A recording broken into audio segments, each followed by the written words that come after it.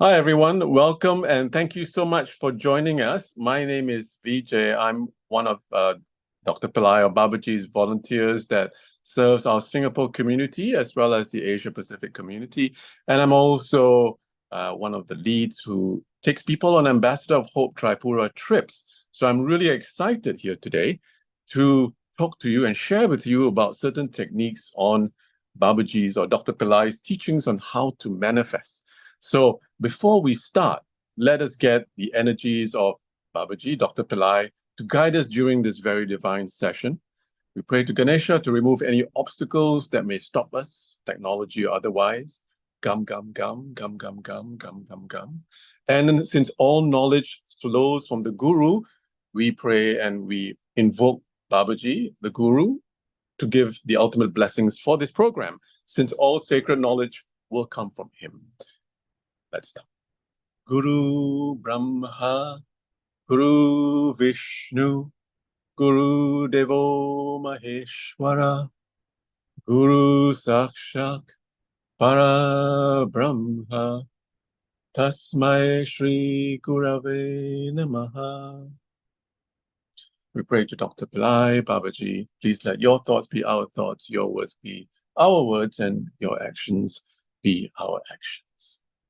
Om Shanti Shanti Shanti.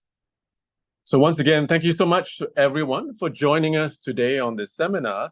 It is titled How to Manifest with Muruga, Lord Muruga, the archetype who removes death, disease, and negativity, and so much more, and the Siddhas, the enlightened mystical masters from which Dr. Pillai or Babaji's lineage comes from. Now, I have so much information to share with you today. So normally, I would like to say that when I used to do this in Singapore pre-COVID, I would take about 5 hours in a public seminar. We would meet together in a hotel, and it would take me 5 hours to go through the seminar to share with you all these techniques. But today we only have an hour. So in the interest of time, please do not hesitate to look into the YouTube description. There are two brochures there, which has the Siddha brochure and the Muruga brochure. There's a lot of information that you can learn about Muruga. You can learn about the Siddhas, who they are, where your third eye is, the secrets associated with the Siddhas. And these are brochures I prepared over the years. And it has the condensed amount of information that will save you a lot of time. In case you're watching this on a replay and you just want to have a more in-depth information about the Muruga as well as the Siddhas, right? So let's begin. And we begin with the next slide, please. Now, there will be a few techniques that I'll share with you today, and they're on how to manifest your goals, your dreams, your desires. Please take one for yourself. I may share with you 4 or 5, depending on time and depending on questions and answers, and depending if a divine guides us to do something. But please take one, so then you want to stick with one technique rather than say, oh gosh, there are too many techniques, let's just forget that. Just take one and work with that technique and see the miraculous results that happen. And I tend to talk in pictures. I'm a very visual guy, so my slides are very picture-oriented, and I'll explain to you what they're all about. Next slide, please. So again, this is a very unique seminar or webinar because there will be opportunities for you to ask questions. And before I do that, my thanks to Rani Devi as well as Poonam, who are managing this presentation, who is managing this webinar in the background. A lot of folks have done a lot of work in the last 1 week to get things together, and Rani and Poonam are here to manage to make sure everything goes smoothly. So many, many, many thanks to them. So please don't be shy to ask questions. They will be there to sort of keep an eye on the questions. This is, in truth, a once-a-year event. As and when I feel where we want to talk about how to manifest techniques, we may do one. So this seminar may be repeated next year, may not. So please do not take don't miss the opportunity to ask questions, because I have a lot of information that I would love to share, and I do not know what you do not know. So if you have any question, and again, no question is foolish enough. And the reason why this topic is so, I'm obsessed with this topic is because I have been obsessed with the idea of how to manifest your thoughts for the last 40 years. And I say 40, ever since I was a little kid. So for 20 years of my life, I had a glimmer that we could manifest your thoughts. And I was reading books and, Napoleon Hill and all these very scientific Western books, new agey books that said you could manifest. And for 20 years, I was really groping in the dark and using very primitive techniques. And then I met Babaji 20 years later. And then I knew I met the perfect guru because his techniques were scientific. And now we have the scientific techniques to use, which we'll be using for this seminar. So for the last 40 years, I have been obsessed with this topic. And I love it so much. Talking about it makes me very happy. Even some words that I'm going to use now, like Siddhi consciousness, which I'll be sharing about in a second, makes me very, very overjoyed. So I love this topic. I want to give you as much information, again, over 40 years. And if I could have the next slide, please. The next slide is just describe all of us are on a journey as well. Let's just say we're climbing a mountain, right? And the top of the mountain is a goal, which is perfect consciousness, Siddhi consciousness. At the top of the mountain, all the gods and goddesses live because they have perfect consciousness, Siddhi consciousness. All of us are climbing towards there, and I've been doing this 40 years ahead of you. So am I smarter than you? Nope. Am I better than you? Nope. Am I more evolved than you? Absolutely not. But I've made more mistakes than you because I've been doing this for 40 years. So I'm here to hopefully share with you as a guide what are the things you can do to make things move faster, because I don't want you to make the same mistakes I made along 40 years of really loving this technique. And the simple reason is I've done this before in previous births, so I'm just continuing my journey. I'm also on that journey, just slightly, hopefully more ahead. And our goal is always to reach right to the top, which is Siddhi consciousness, which is perfect consciousness. This is the consciousness of the Siddhas. And if you're looking for another more scientific word, it is the quantum field, the field of all possibilities. This is a field where your thought and the object that you want to manifest becomes one. That means that when you think, you can manifest instantaneously, or there's a slight lag of time, but you can think and you can manifest. This is what the Siddhas do. You may have read some beautiful books in the past, like Autobiography of a Yogi or other wonderful books about the Siddhas. They know how to manifest instantaneously, right? Mahavatar Babaji was able to manifest a gold palace in a second in this beautiful book. So I urge you, I'm here to be your guide. I've made many mistakes. I've fallen off the mountain and I've climbed back up over 40 years. So please do not hesitate to ask questions because this is a very succinct, I hope, seminar. I will try to give as much information. And if you are a bit confused, you either ask questions or you can watch the replay on YouTube. And hopefully the more you practice the technique that you find yourself drawn to, and I'll give a few to manifest your thoughts, then keep watching that section. Hopefully it will make more sense, right? So in the description page, you have the brochure on the Siddhas, on the Muruga. You can click on it, you can download it, and you can learn more about them in greater detail. It also has my contact details, because we are here also to talk about the Tripura Foundation's Ambassador of Hope trips, because I want to give you a more direct experiential experience of the Siddhas and Muruga. And also at the same time, you will be serving Dr. Pillai's charity, which is Tripura Foundation. And that is in line with his mission to alleviate hunger and poverty in the world, which is the highest order. Because as Babaji, Dr. Pillai always says, the fastest way to attract the grace of God is not through years of meditation, but by feeding a hungry soul. So you can help your own evolution so much by helping the poor, right? So with that in mind, let's get to the next slide, please. Now let's start. This seminar, this webinar is going to be divided into 3 phases, briefly, informally.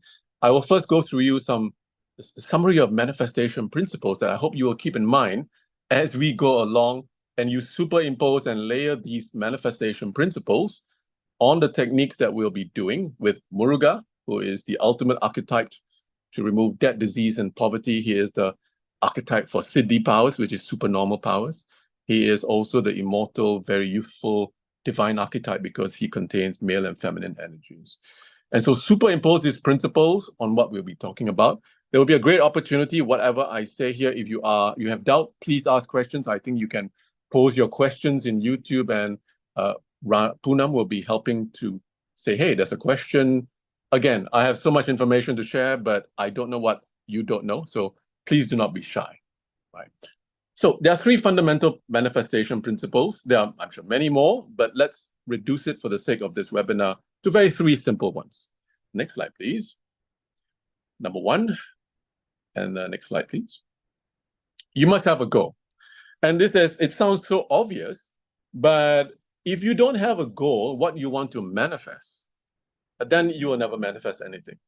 So if you, let's say, want to manifest money, and we'll be teaching you techniques to manifest money, to manifest your desire, relationship, anything, you must have it in no certain terms. And we will go into more detail that it has to be precise. Like, for example, you just say, I want money, that won't work, but you must know exact amount, right? But you don't need to know how it'll come to you. As Dr. Pillai always says, people who say the who, the what, the why folk are negative and nothing will happen there. Don't ever ask who, what, why, how. Just know, I want this amount, I want this, I want that. Have a goal, and then away we go with the other manifestation principles, please. Next slide, please. And that's fundamental principle number 2. When you can visualize it, you will manifest it. This is Babaji. He always repeats this again and again. When you can see it in your third eye, you will manifest it in the external three-dimensional world. This is the teachings of the Siddha or Siddhas. When you can see something in your third eye, your entire external environment will then manifest this. It is not the opposite. When you can see it, you will believe it. It is the other way around. When you can see it, when you can believe it, which involves a bit of faith there, then very much you will be able to manifest it. So very much like me, when the first 20 years of my obsession with manifestation, I had no idea that this was this was possible. I just had glimmers or sketches of teachings here that you can manifest your goals. So I had to struggle with that. Once I came with Babaji's teachings, everything became precise and perfect. So second manifestation principle, have a goal, first one. Second one, you must be able to visualize it, and then you can manifest it. We'll speak about that more in detail, and we'll give you a chance to ask some questions. And third manifestation principle, please. Next slide, please. Your third eye does not differentiate. This is a very, very important principle that you should keep in mind. And your third eye is your pineal gland, in your middle of your brain. I will go through in detail more about that in a short while, because this is the most important manifesting spot you have within you. It is your divine birthright to be able to manifest anything and to connect with a higher divine realm through your third eye, which is in your pineal gland in the middle of your brain. Your third eye is your genie. It doesn't differentiate whatever you put inside there. So if you visualize amazing stuff, you will manifest amazing stuff. If some folks tend to manifest negativity, like, an illness or something bad happening to them, they will get it. So again, your third eye does not differentiate. You see something in your third eye, whatever. The simple truth is, whatever you put in your third eye will manifest. So I shall repeat this fundamental divine principle. Whatever you put in your third eye, and we'll talk about it in a minute, where is your third eye, will manifest for sure, right? So good or bad. So it's very important you keep all the good stuff in your third eye and try to catch yourself if you're thinking, negative stuff like, I may get an illness, I may get this, I may get fired, I may get, I may lose my money. Keep those thoughts out of your third eye. The more you use these techniques that I'll be sharing with you in a short while, the more powerful you get and adept at manifesting. And then, unfortunately, you'll get more powerful, and the more you put negative thoughts, the faster you manifest it.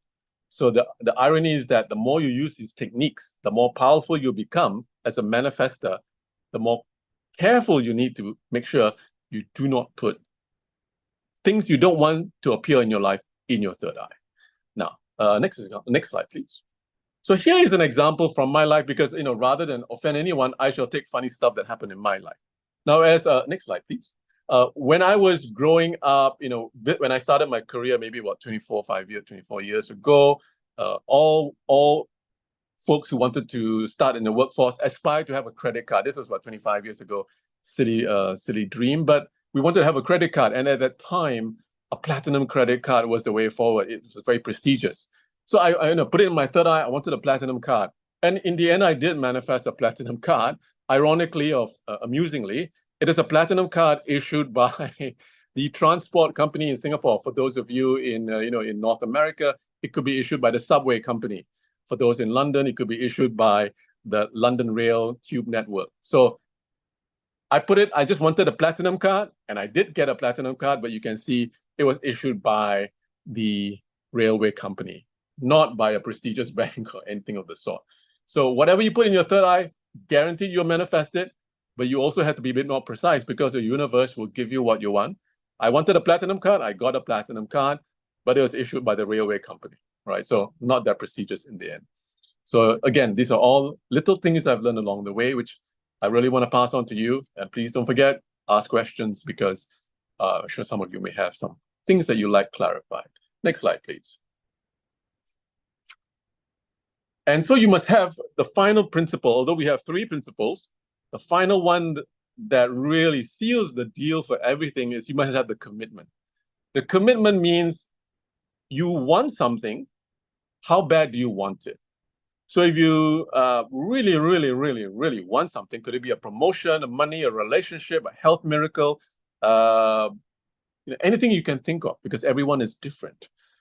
You must have the commitment to apply the techniques. Because if you don't have the commitment, then that means that you truly don't really want it, which it could be an indication to you yourself that I don't really want this goal. Let me give you an example. You may think, wow, so it means I can use these techniques I'm going to be learning now in a few minutes to manifest maybe $1 million. Answer is yes.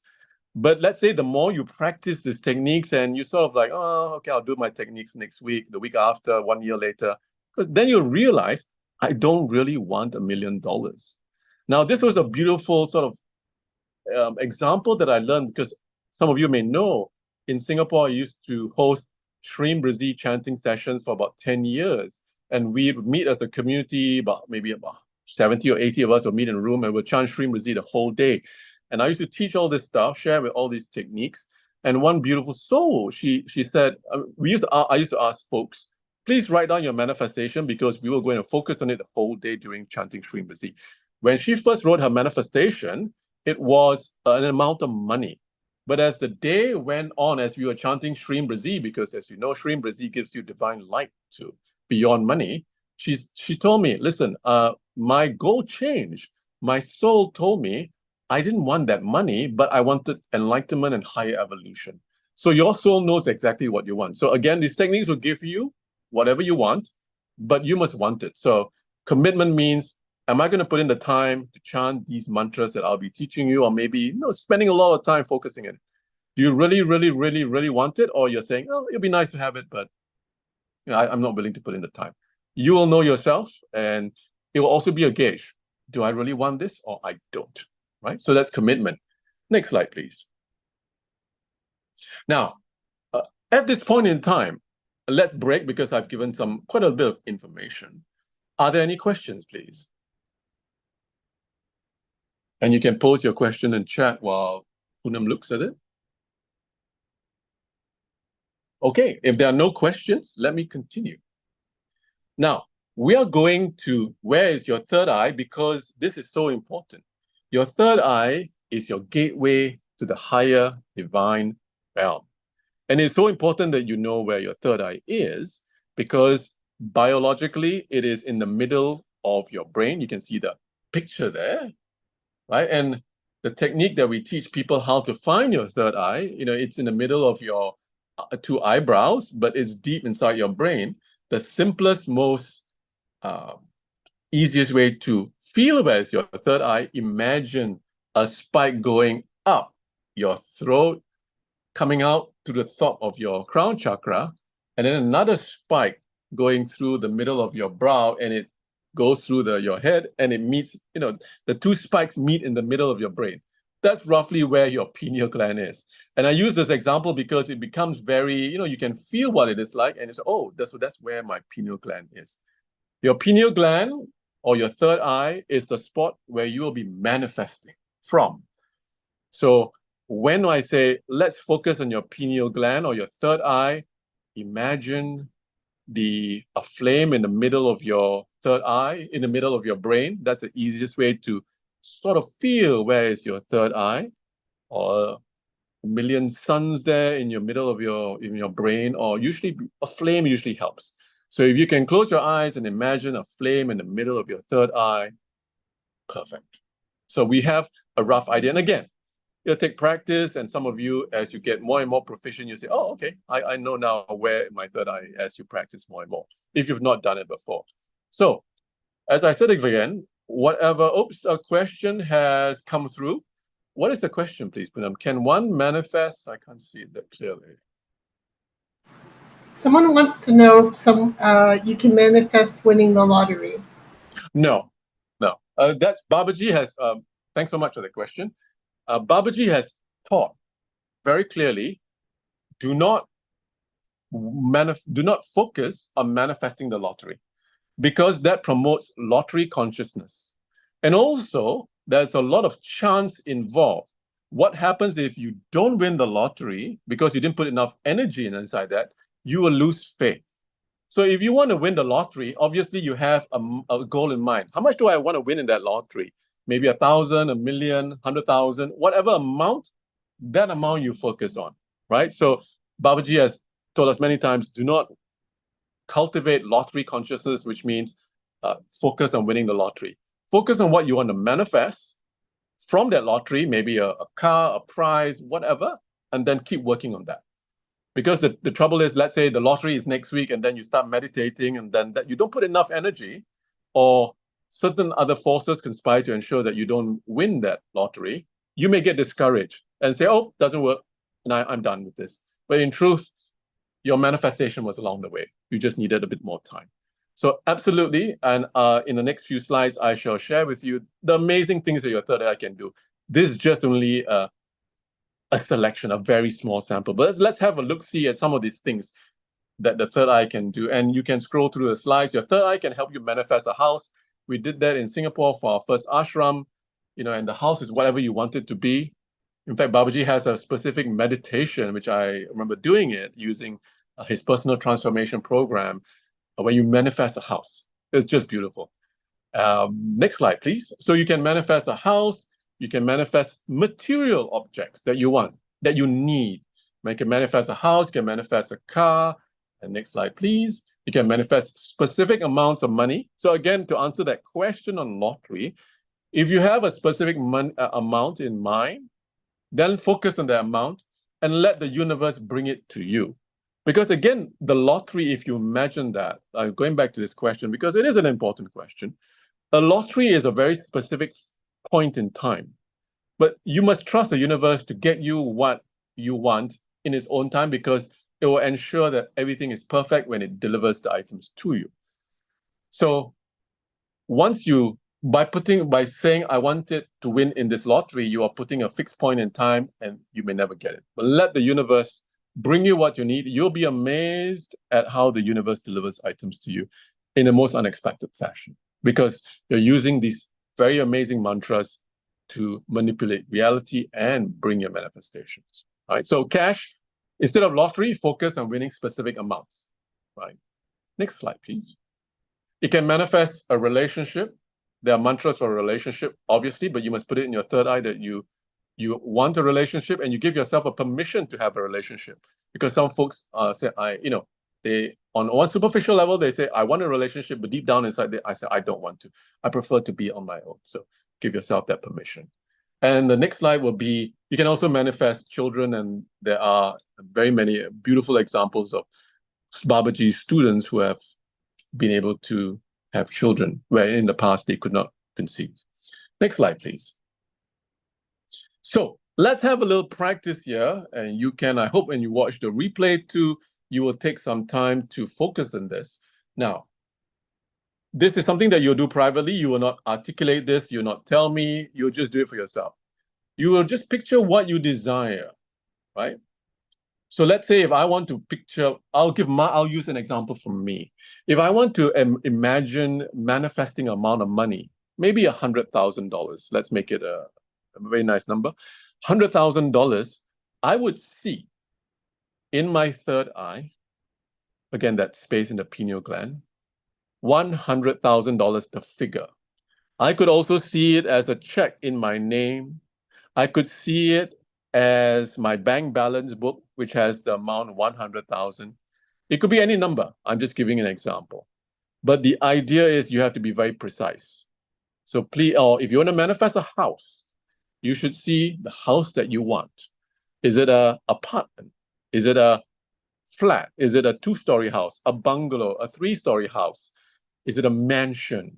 Again, you know what your soul truly, truly desires, and you can decide. Is it a car? What kind of car do you want? A Mercedes, a BMW, a nice Japanese model. You decide, you put the specs that you want, and it has to be in a form that you can see in your third eye very simply. Now, sharing a bit here, in Singapore, when we used to do our Srimbazi chanting sessions, people will write out their manifestations. And they will write, sometimes at the beginning, they will write paragraphs and maybe 2 or 3 paragraphs, so many words, wordy. You will never be able to focus on that because you should be able to see your manifestation in 3 or 4 words. So let's give an example.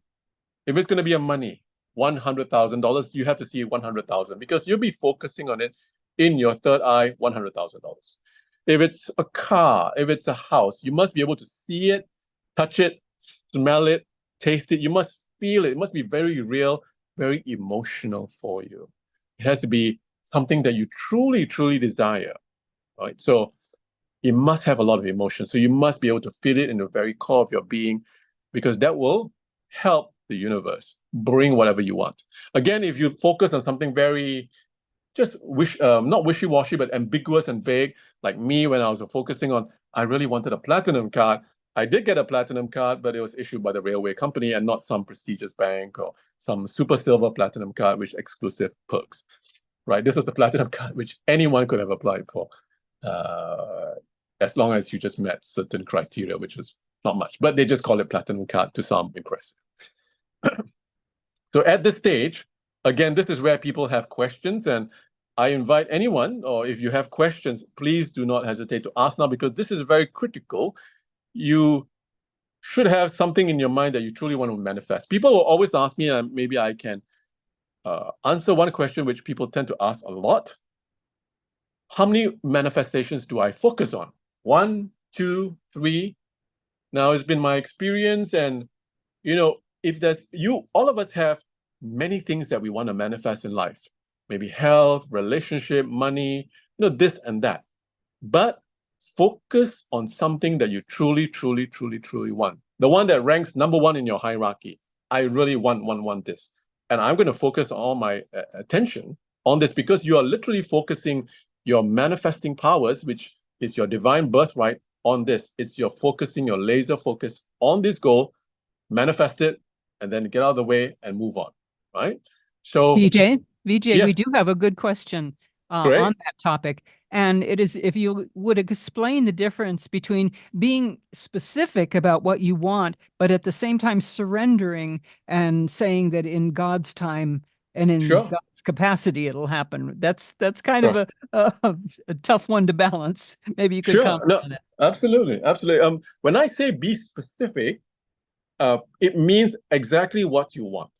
So if I want a relationship, or you want a child, or you want for me, it's very easy. I can give you the example of money.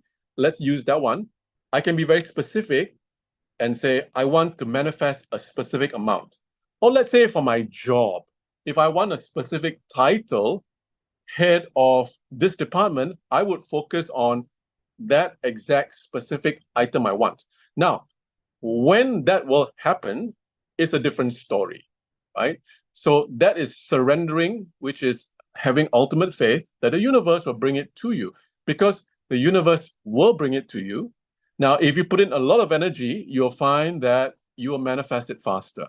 Sometimes if you just sort of put in a bit of energy, and I use my example, I've done this before, when I put in half-hearted energy, the manifestation will come, but it will come years later. And then I say, oh, wow, I thought about this a couple of years ago, but I never knew that I still wanted it, because the universe is working out for you. So to answer that question, being specific means really knowing what you want. It doesn't have to be that specific, but let's say I want a house. Is it a flat? Is it a one-story house, two-story house? Is it a mansion? Is it a penthouse? If I want a car, is it a model, a Mercedes, a black BMW? If I want a bike, you be specific that way. And then when the universe will deliver it to you, you surrender. That's where the surrender part comes in. And the more energy using these mantras that we'll be learning, the more power you'll be putting into this manifestation, because you have, as a divine being yourself, amazing power to manipulate reality. We're not going to be doing what we're doing using our mind, because our mind is an artificial construct. We'll be using these sacred techniques to be able to manifest what you want, right?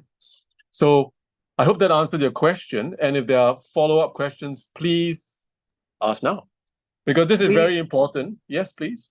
Yeah, we do have more questions coming in here. This is great. Sure. So there's a question: can we manifest a monthly salary? Absolutely, absolutely. Yeah, I've done it before. So again,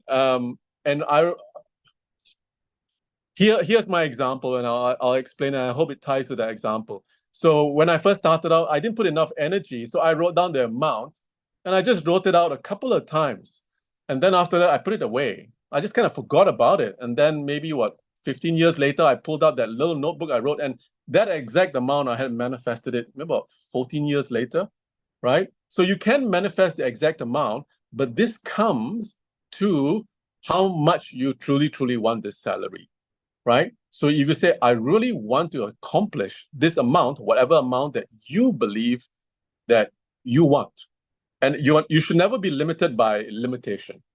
That is one beautiful thing that I've never been limited or fettered by limitations. Whenever people tell me you cannot do this, it means I know I can do it, right? So never ever let anyone tell you you can never do anything, right? So whatever amount you want to manifest, a monthly salary. So if you're trying to put this in your third eye, you're just your paycheck, right? Most of your paycheck or your pay slip. It could be, I'm just going to give an example, just for the sake of example. You see your pay slip, or however your bank balance, because every month the money goes into your bank, it will show that exact amount, 1,000, 10,000, 100,000. Every month you can see that, so you can see the exact number in your bank, or a paycheck or a pay slip. Exactly. So you definitely can manifest, but do not impose a time when you get that exact salary. It will be correlated with how much energy you put in. Like for me, I just thought of this number. I wrote it down in the book, maybe about a couple of pages. I wrote the mantra over and over again. And then I forgot about it. And 14 years later, I found it. And I said, wow, amazing. And I knew it was 14 years later because I had written the date when I started this exercise, and I've kind of forgotten about it. But if I was putting a lot of energy on day in, day out, thinking about it, obsessing about it, you can manifest it much, much faster, right? And the universe will bring you what you want. So the universe may help you to move jobs to the point where you will get the job that will give you that salary, right? And the universe will always give you beautiful things. It'll never give you a miserable job where you get that salary, for sure. So that is a guarantee. I know that for sure. Because I use that technique myself also to manifest salaries, exact amount that I want to. So for sure. Thank you. We have a couple of questions, Vijay, sure, that are kind of along the same lines. Sure. One question is, can I manifest a multi-generation home where family members can live together and care for each other? Oh, absolutely. Absolutely. Absolutely. Absolutely. So you will be manifesting. Now, I can help that person with this answer. Let's say you'll be manifesting because I live nearby a place, a lane where someone had built a multi-generational home. He calls it Ong's Mansion, right? And so he had different apartments in that building. It's about a 5-story house. So this, our friend here or colleague here who wants to manifest this, you would manifest a big house with multiple flats where you see different families living there in perfect harmony. So everyone's smiling, happy, and living in different flats within that house. So obviously you want to manifest a space where everyone is comfortable. You don't want to see everyone crammed into one room. So visualize in your third eye a beautiful house with multiple units or flats, or where different families are living, right? So that's I hope that's one example. But if you want more questions so that you want to refine your manifestation, you can ask away. But absolutely, you can manifest that. And you can also, at the same time, I'm sorry, Rani, I'll just please also see the people living in that space smiling and happy, so that your manifestation will bring much joy to that family, of your family, when you're staying together. Please, Rani, sorry. Beautiful. Yeah, sorry, I didn't mean to interrupt. But this question kind of goes along with that. Can the wish have to do with the well-being of others, like our adult children's progress? No, because it is very tricky. It is very tricky because you are interfering with the karma of someone else, right? You can pass on this knowledge because some folks have different spiritual evolutions. So if you are wanting to manifest something, perhaps this person can give me a more specific example, because I know that parents always want to manifest wonderful things for their children, right? And for me, I can say that for sure, my dad had the most beautiful manifestation that I will go away and study law. At the same time, when I was a kid, I knew in my heart that I wanted to be a lawyer because, again, past birth, and this is a different topic of discussion altogether. So I waited about maybe 20 years before I went off to do law school. That was my father's manifestation for me, and it aligned with my goals. So yes, but sometimes what a parent wants may not be what the kid wants, right? So if our friend who just asked that question, perhaps you have a more specific example, I can help you along, because sometimes a parent wants something for a kid or a relative, but that person may not want that desire altogether, right? So there may be a conflict of energies there. Okay, great. Thank you for that. Let's see. Next question. You say to not be limited, yet we're taught to be reasonable. Can you comment? Yes, absolutely. I understand. Now, that is a tough question to answer, because everyone is different. And again, I've worked on this for 40 years, so I'm going to share with you an exercise. You can try on yourself, because you can watch this on replay and you can do it with yourself, yourself. What are your own limits? So if I'm going to tell you, okay, I'm going to give maybe a person, Vijay, I want you to put in your third eye, manifest $10. I'm going to say, no problem. I can focus on that. Vijay, I want you to manifest $100. No problem. $1,000. No problem. Maybe $1 million. I may say, okay, I can do that. 100 million. Oops, my mind immediately has a sort of biofeedback that says, get real. No, we can't do that. So everyone is different. You want, but I have to be absolute honest. You can focus on outrageous goals, right? I don't want to limit folks. You must be, you should be outrageous. Babaji always says you should be outrageous, because sometimes we tend to limit ourselves, right? So if that person has a more precise question, like what is reasonable? Obviously, okay, for example, I'm not born in the US, so I know for reasonably, I cannot manifest or visualize becoming the president of the United States, because that is impossible. You have to be born in the US constitutionally. That's impossible. So I know that for sure. But that's unreasonable. But I could manifest X amount of monies, and as long as I'm patient, I will get there eventually, right? So be outrageous. And if that person has a sort of more refinement of that question, I'm happy to maybe tweak my answer accordingly, because I do not want to tell people be reasonable, because I have never been reasonable with myself. And that's how I've tried to focus on all my manifestations, because I'm only reasonable because of the limitations that I have in my own mind, my own doubt. So I try to be as outrageous as possible with myself. Oh, I forget, and very important point, never tell anyone about your manifestations. Never tell anyone about your manifestations. I shall repeat that for the third time. Never tell anyone about your manifestations.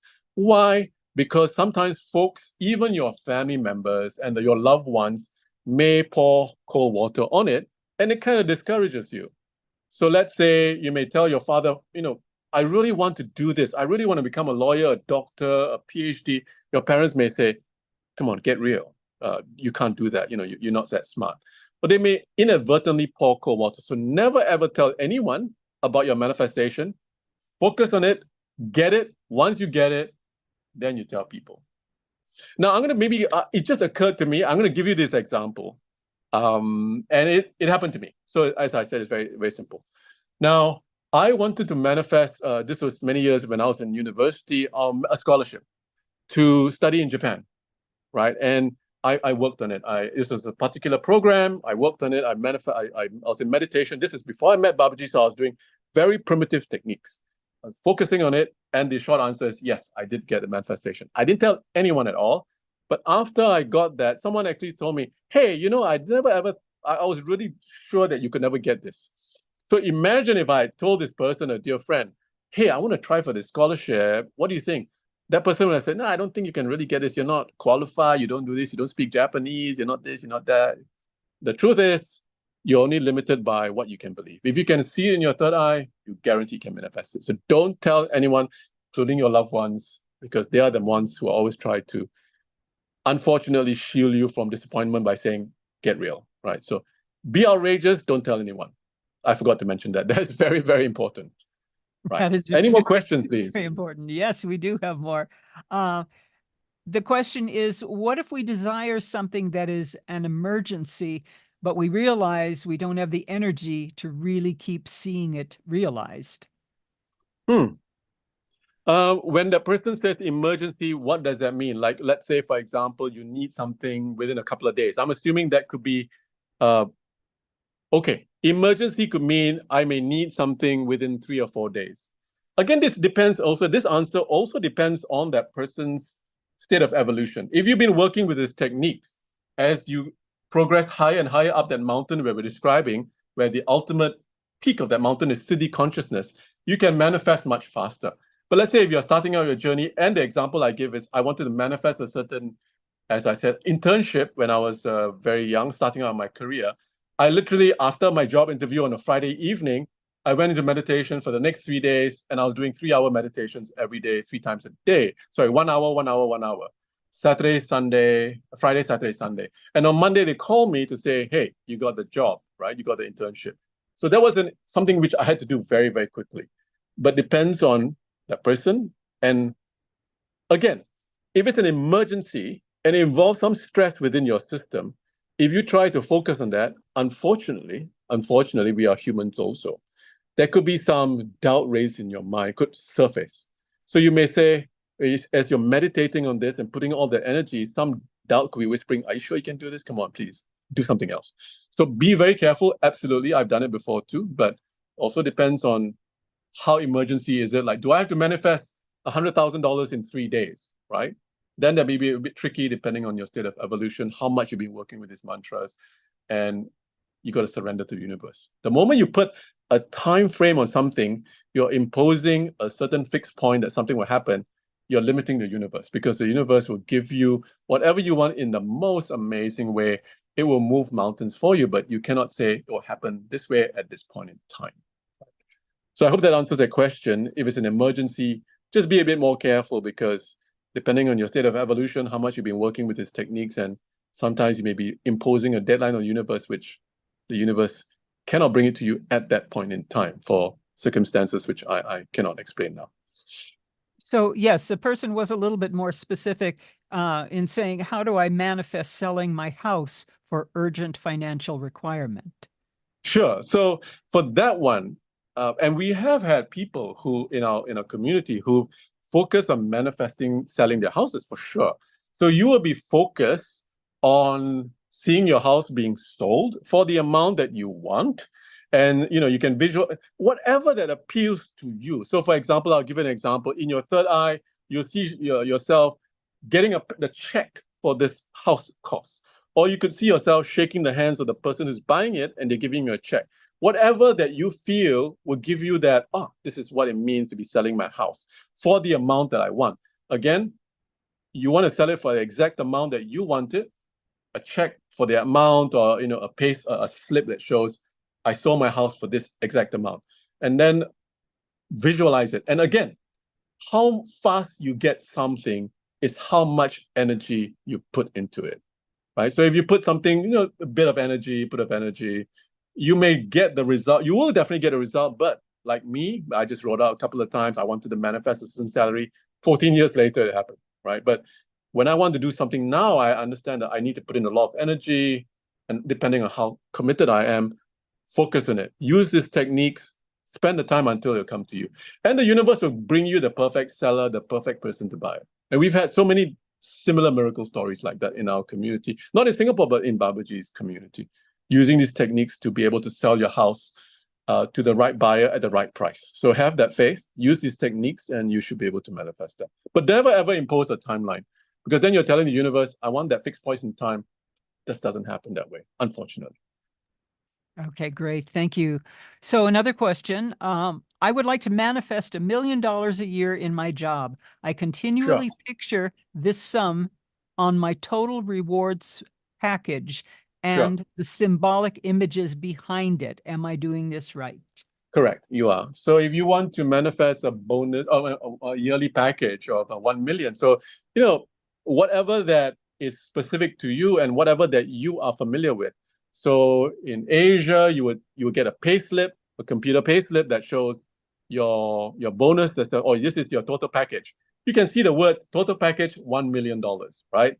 That means that will be your manifestation. So then you will see that. It has to be distilled to very few words, in fact, pictures. Because when we are doing these techniques, as we'll be doing it shortly, you don't have time to see chunks and chunks of words. It has to be very specific. $1 million, maybe the year-end bonus or your yearly package, $1 million.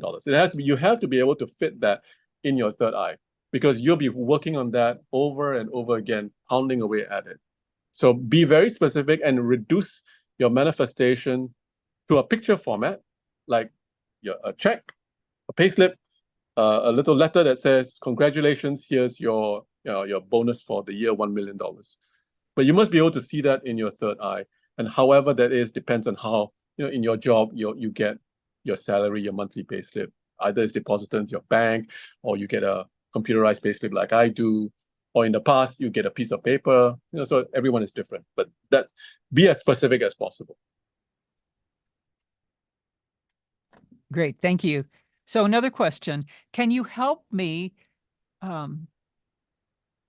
Okay, the question is, how do I come up with the amount of money that I need and how often to receive the amount? My problem is I'm not sure. What can I do to get clarity?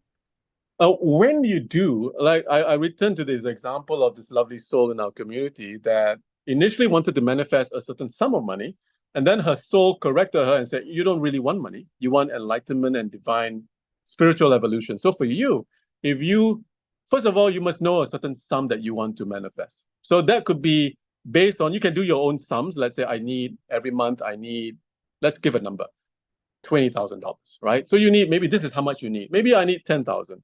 Maybe I need 15,000. And then you focus on that and just work on that. So, or maybe I need 10, but I need to manifest 15 because I need 5,000 extra to save.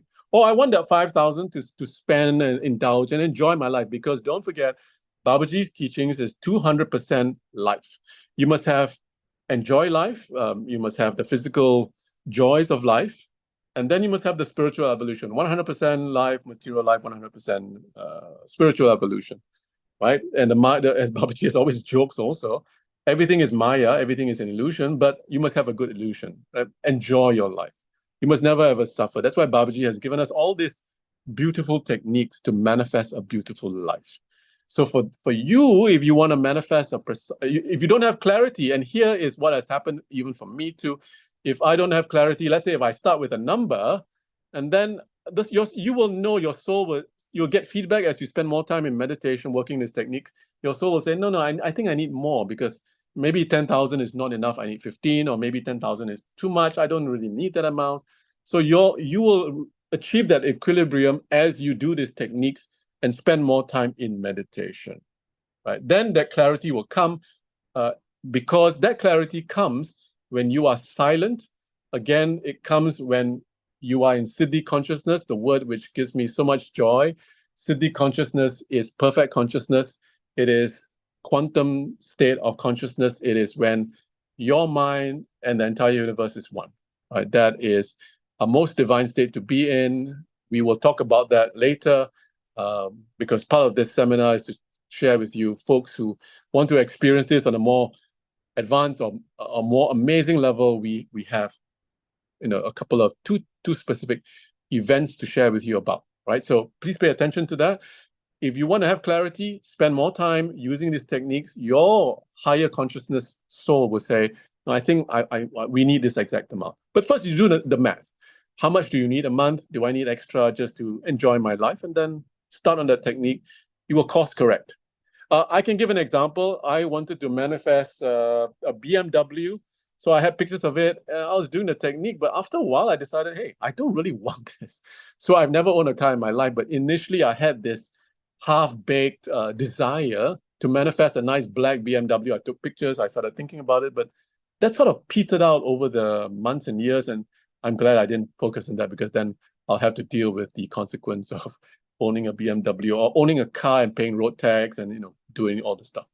So sometimes you want something because but then your soul will course correct and have a faith that that will definitely happen. Your higher self will help you along the way. But start with a number first, and then you will course correct, guaranteed, as you progress with these techniques that we'll be sharing later.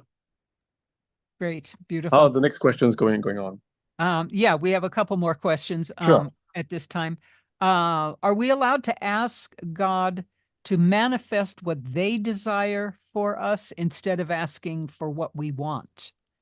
You can. Okay, this is a beautiful question, and I say this because when you enter Siddhi consciousness, again, we will be using this technique. So when we go to on the trips that I do, when we enter the Siddhi consciousness, you communicate with God and you just say, "Give me what you want," right? And that's fine. Absolutely, you can do that, and that means ultimately surrendering to God to give you what you want. Absolutely, you can do that as you enter meditation. Absolutely.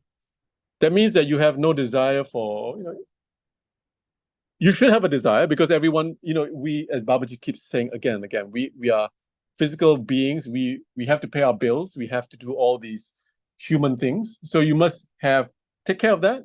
But at the same time, we can be 100 or 1,000,000% focused on God. So absolutely, you can place your faith in God and said, give me whatever you want, and use these techniques for sure, right? For sure. But at the same time, hopefully you do have something that you want to manifest in your life. Because sometimes, for example, you may want to manifest something to be able to help other people, right? Sometimes folks want to manifest amounts of money to help charity, like people want to manifest money to give to Babaji's charity to help the poor, to uplift humanity, right? So that is a very noble goal. So I would love to be able to manifest money. And what I'm doing now also is sharing these techniques of manifestation. We go to India, we learn how to manifest, we manifest money, and then we give it to the poor, and we uplift people, uplift humanity. So that is also hopefully a noble goal to help. Because some of us have taken this birth to help people along the way. We don't know that, but hopefully you will come to that realization. You came to this birth to help people, right? So absolutely, you can ask God, surrender completely, to ask whatever, to give them, for them to give you what they want for you, for sure. Right. Perfect. One other question. What does putting energy imply? How can we put more energy into what we want to manifest? Okay. So when you focus on something, you are putting in, and this starts from the principle that we are all divine beings having a human experience, right? And when we focus on these techniques, you are not using your mind, which is an artificial construct, a set of thoughts. You are harnessing the power of the universe using these secret formulas that Babaji has given to us to use, and manipulating reality to manifest what you want. So you're putting a lot of energy. So let's say we're going to be chanting some sacred mantras. Putting energy also means really focusing on this item that you want. So let's say I'm going to put my energy on manifesting $1,000. I don't know when it's going to happen, but I really need $1,000. So putting energy means I'm going to dedicate some time a day, maybe a minute, 2 minutes, 1 minute, 1 hour, to focus on this goal. I'm going to be just thinking of it in my third eye. That's putting energy. I'm going to be chanting the mantras to really empower this goal. And I'm going to be putting as much emotion as possible like this joy that I'm really enjoying my gifts, my manifestation. Because I don't want to complicate things. And I hope that when you watch this on a replay, this may, you can watch this a couple of times to make it clear. But when you're this is an advanced manifestation technique, which I didn't want to introduce. When you want to manifest something, you should never think of it in the future, because then you are signaling to the universe, give it to me in 10 years. You should manifest and feel, let's say if I want to manifest $1,000, I should see that $1,000 in my third eye, feel the tremendous joy it takes to manifest that $1,000 and feel as if I have it now, in the now. I'm sure you've heard a lot of people talking about in the now, but as Babaji says, most of them have no clue what they're talking about. Being in the now means feeling, now I have that $1,000 that will summon that divine miracle to you now, in the present. So that means putting energy into it. And it takes a lot of energy to feel happiness. So if I say, I want you to feel that orgasmic excitement of being able to manifest $100,000. I say, here's the good news. You've just got a job that pays you $100,000 a month. Describe to me your joy. Suddenly you explode with happiness, like, yeah, that is that kind of energy that you put into that manifestation because you truly, truly, truly, truly want it, right? So that is the kind of energy that you invest into it to bring that manifestation into your life. You don't see a goal and say, in 10 years, I will become rich, or in 10 years, I'll manifest. Don't ever do that, because you are you're literally postponing your manifestation. A bit of an advanced technique. I didn't want to delve into that because I wanted to keep things simple. But thanks for asking that question. Energy means focusing on the now, putting a lot of joy because you truly, truly, truly, truly want this gift. And this also goes back to the earlier question. If you cannot feel the joy in what you want to manifest, that means you don't really want it. So if, for example, Rani was to ask me, can you put all your energy and manifest maybe $100 million? Let's just give that example. I have no desire for that, right? So I will never be able to feel that joy. Or can you manifest a nice Mercedes or pickup truck or maybe something? But if I don't want it for myself, then I cannot feel that excitement, that joy, that orgasmic excitement of getting it, right? And I use the word orgasmic excitement because you're harnessing the power of creation, right? As most of you who study with Babaji knows, when you use certain meditations, the energy can come out, as an orgasm, or it can come out through your third eye as a creation principle, right? And we'll go into that down the line. Any more questions, please? Great. Yes, we have a couple more questions. We are reaching the top of the first hour, so we can get through these because we still have so much more to do. That's great. Oh, absolutely. That's why I had to thank Rani and Poonam, because for your patience. I knew that folks, this is the part where folks have many questions because it's a very important topic. Yeah, absolutely. Absolutely. We've had some really, really great questions being posed here. So, okay, here's another question. In relation with others, other than ourselves, what about seeing them happy and content? Okay, here's the question. Is it effective to visualize multiple scenes, or is just one scene more powerful? It is the scene that resonates most with you, right? So it is, let's say if I wanted to manifest myself getting a certain job promotion or a job that I wanted. And that's what I did recently was to see that title and feel the joy of getting that job.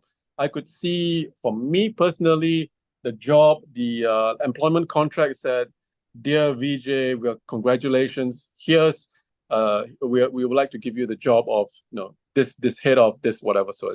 And I could feel that joy. So it was very specific to me. Some people may feel I want to visualize it in a different way. I want to see myself, maybe I'm walking into an office with my name on the door. So I'm just giving the example of how do I manifest the job that I want to. So for that example, it could just be seeing that person happy, but that also borders on someone else, right? It's very difficult. I'm a bit wary of saying you should manifest something for someone else, especially a parent wants something for someone else, because it may not be what they want, right? So I'm a bit wary of that. That's all. because Yeah, parents always want the best for their kids, but sometimes the kids are not appreciated. and again, this question was in regard to someone else, seeing Yeah. someone else happy and content. Absolutely. And you can always pray for that person. You can see that person happy. If you know that person is ill, you can always pray for them and pray to the divine. These techniques will work for sure. Yeah. Beautiful. Beautiful. Yeah. Okay. One more question, and then I think we've kind of gone through all the other questions posted. What if we already got millions, but I still want to manifest more? Is it being too greedy? Can desire? No. I mean, I'm sorry to jump in like that, but the answer is no. Because but this also borders on the Shivan model. The Shivan model is giving to your desires, then you will achieve a state of peace and equanimity, and then you can move on to the next goal, right? Your desires are there. Accept them. Do not accept them as dirty or unclean. If you desire more than $1 million, go for it. We've had people in our community who have had billions, and they are millions, and they want billions, right? A few people come to mind, but no names mentioned. So for sure, because obviously, if you have millions and you want billions, you probably have a desire for that. If you don't manifest your desire, then you will honestly come back in the next birth to do it. So again, you have to ask yourself, why do I want those billions? Is it just so that I can hoard the money? Do I want to do good and build charities? Do I want to enjoy my life? That is up to you. Because the truth is, whatever you manifest, you live with the consequences, right? That is one thing. So whatever you want, you can always move beyond millions, for sure. Absolutely. But just you have to ask yourself, why do I want the billions when I have millions and I can do whatever I need? I can live comfortably for the rest of my life. I want the billions because I want to build a house for someone. I want to build a hospital. I want to give away all my money. I want to do this, I want to do that. Then if you have your own purpose, great. Because whatever it is, whatever you manifest, you always have to live with the consequences. When you manifest, you're putting out the energy into the universe, and then it will manifest in 3-dimensional reality. Once that happens, then you're stuck with it. Good or bad, right? That's why I say whatever you put in your third eye will manifest. And so we have to live with the consequences. Usually if it's a good thing, it's always a good thing. Sometimes people manifest, and I just give an example. Sometimes people, you probably know, folks on this call will probably know, some folks will always saying, I'm sick, I feel ill, I'm going to get cancer, I'm going to do this. Then they manifest that particular illness for which they've been speaking about because their third eye is neutral. Whatever you put in your third eye, it will just give it to you, right? So that's why Babaji always says, look after your thoughts, because you are the ultimate creator and you determine what pops up in your life, right? So coming back to that question, no harm in manifesting your billions for sure, as long as you know what you want it for. And again, no judgment whether it's for good or bad, but you just have to know what you want it for. Then why not, right? Go for it. That was a great answer. Really, really good. Okay, so that's it for the questions at this time. So if you like, we can continue on. And okay, let's continue on. Which slide am I on now? Okay, so now, right. This note, again, I speak in pictures. Babaji has said this many times. When you want to manifest, don't ask how, what, why, and what will happen. He always gives the example. If you are sick, you just take Panadol, which is the in Asia paracetamol, to get rid of your headache. I guess in North America, it's Tylenol. Or if you want to watch TV or you're going to use your iPhone, you just switch it on and use it. You don't ask, how does it work? You don't have to stress yourself. I must know how it works, the pharmacopoeia of paracetamol or Tylenol, before I can get better. Likewise, if you want to manifest, all your role is just put it in your third eye, let the universe figure it out for yourself. So don't worry too much how things work. All you just need to know is manifest, put in your third eye, use these sacred techniques that you'll be learning in a short while, and then watch the miracles happen. Don't ask, how does it work? Like as Babaji said, don't worry about these things. The universe will take care of it for us. Like again, when you're sick, you just take medicine. You don't really ask, how does Tylenol work for me? How does paracetamol work for me? And if you don't know, then it won't work, which is not true. Whether you know or not how a TV works, whether your iPhone works, whether Tylenol works, it will work for you if you pop it, or if you switch on the TV, right? So that's the slide, a note. So please know that you don't need to know how it works. Now, let's get to part 2. I hope there are no questions after that, Rani. Nothing outstanding from that.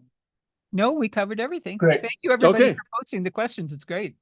Great forum. Great. So let's get to part 2, an informal part 2. So the title of this seminar is How to Manifest with Muruga and the Siddhas. So this is part 2, and we're working on Muruga. Muruga is always portrayed as a handsome, youthful archetype, a divine energy, which is a combination. And again, in the description of the YouTube seminar, you can see the brochure, which I spent about 2 years actually doing it, because I sort of brought together all of Babaji's teachings on Muruga into one sort of program, in one sort of brochure. So there's a lot more on Muruga you can learn. But in short, when I first started out learning about Muruga, I was instantly attracted to him because Muruga holds the secret to removing debt, disease, and negativity. So when I first started out, I had horrible financial karma. I was, and here was the truth. I was in a very good law firm in Singapore, paying the highest salary for a junior person starting. But at the end of every month, I only had about $100 in my wallet because my financial karma was so horrible. So I needed a solution.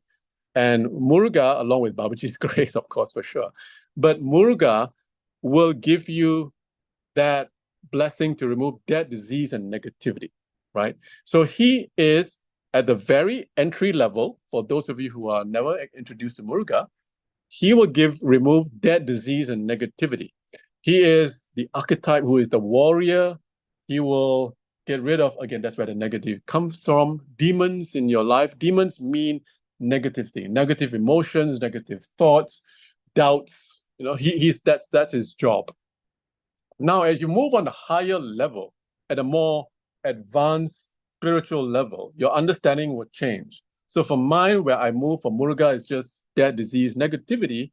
Then it moves on to Muruga is the king of the Siddhas. He is the archetype who is in charge of your third eye, right? He is the one that can help you manifest. He resides in your third eye. If you want to manifest anything, we'll be looking at that shortly. You work with Muruga because he is also the king or the lord of Siddhi Powers. Again, when I mention this word, I get very excited. Siddhi Powers are supernormal powers. It is a culmination of perfect consciousness. When you have perfect consciousness, you can manifest things instantly. Siddhi Powers are, as Babaji always says, it's miracle powers. Miracle powers, right? So Muruga, at a very basic level, is an archetype, a divine being who will remove debt, disease, and negativity. At a more intimate level, as we're going higher and higher, he'll give you supernormal powers. He's also the lord of your third eye. Now, let's look at Muruga, because a lot of things, again, and I'll make this clear, you don't have to be a Hindu to follow these teachings. The beautiful things about Babaji's teachings is that they are universal, they're agnostic of your faith. And because the Siddhas transcend religion, we are working with Muruga here, who is an archetype, a divine being. A lot of the things that you see with the picture in front of you, perhaps, Rani, you could just move a slide back, which is a handsome portrayal of Muruga here. You can see Muruga. He's holding a veil, which is a spear, and then a peacock behind him. Obviously, picture is picture. You just say, that's a nice picture. But you notice that he is very youthful because he is embodiment of male and feminine divine manifesting energies. He has the balance of both. And then he came out of the third eye of Shiva, which is the supreme being there. So he is the lord of the third eye. So when you focus on Muruga, you will be able to manifest faster. Now, if you understand the symbolism, he carries the veil that most of us know as a weapon, but the symbolism is that is also a manifestation of his mother, because his mother is Parvati, the supreme goddess. Here's the funny thing I'll just say. The masculine energy is the very static. The goddess energy is creative energy. So what Muruga is holding in his hand is the energy of the goddess to create. So goddess energy is all about creation. I love goddess energy. I'm always working with goddess energy. So we as human beings have both masculine and feminine, male energy and goddess energy, the goddess energy of Shiva and Parvati. Depends on who you want to focus on more. If you want to do creation, manifestation, most of you are chanting Shri Mrizi, you're going to work with the goddess. So he's carrying a spear, which is the goddess. It means he's got pure creation energy in his hand. That's why we'll be working with Muruga in a short while, because he is the Lord of the third eye and he's got the full power to create, holding in his hand. And next, behind him, you see the peacock. The peacock is a beautiful creature. It is a symbol of the third eye. It is also the symbol of Om, the supreme mantra, which will help you to achieve omniscience, omnipresence, and omnipotence. And for those of you who have studied with Babaji, you'll know that as you work with Om is Auma, but at the same time, Om also has a secret sound that ends after you go Om. It is called, once you work with Om, you chant Om, at the very end, you can enter a divine state called Turiya Nada, which is Siddhi consciousness, by working on Om. The peacock itself is Om. So Muruga is portrayed perfectly.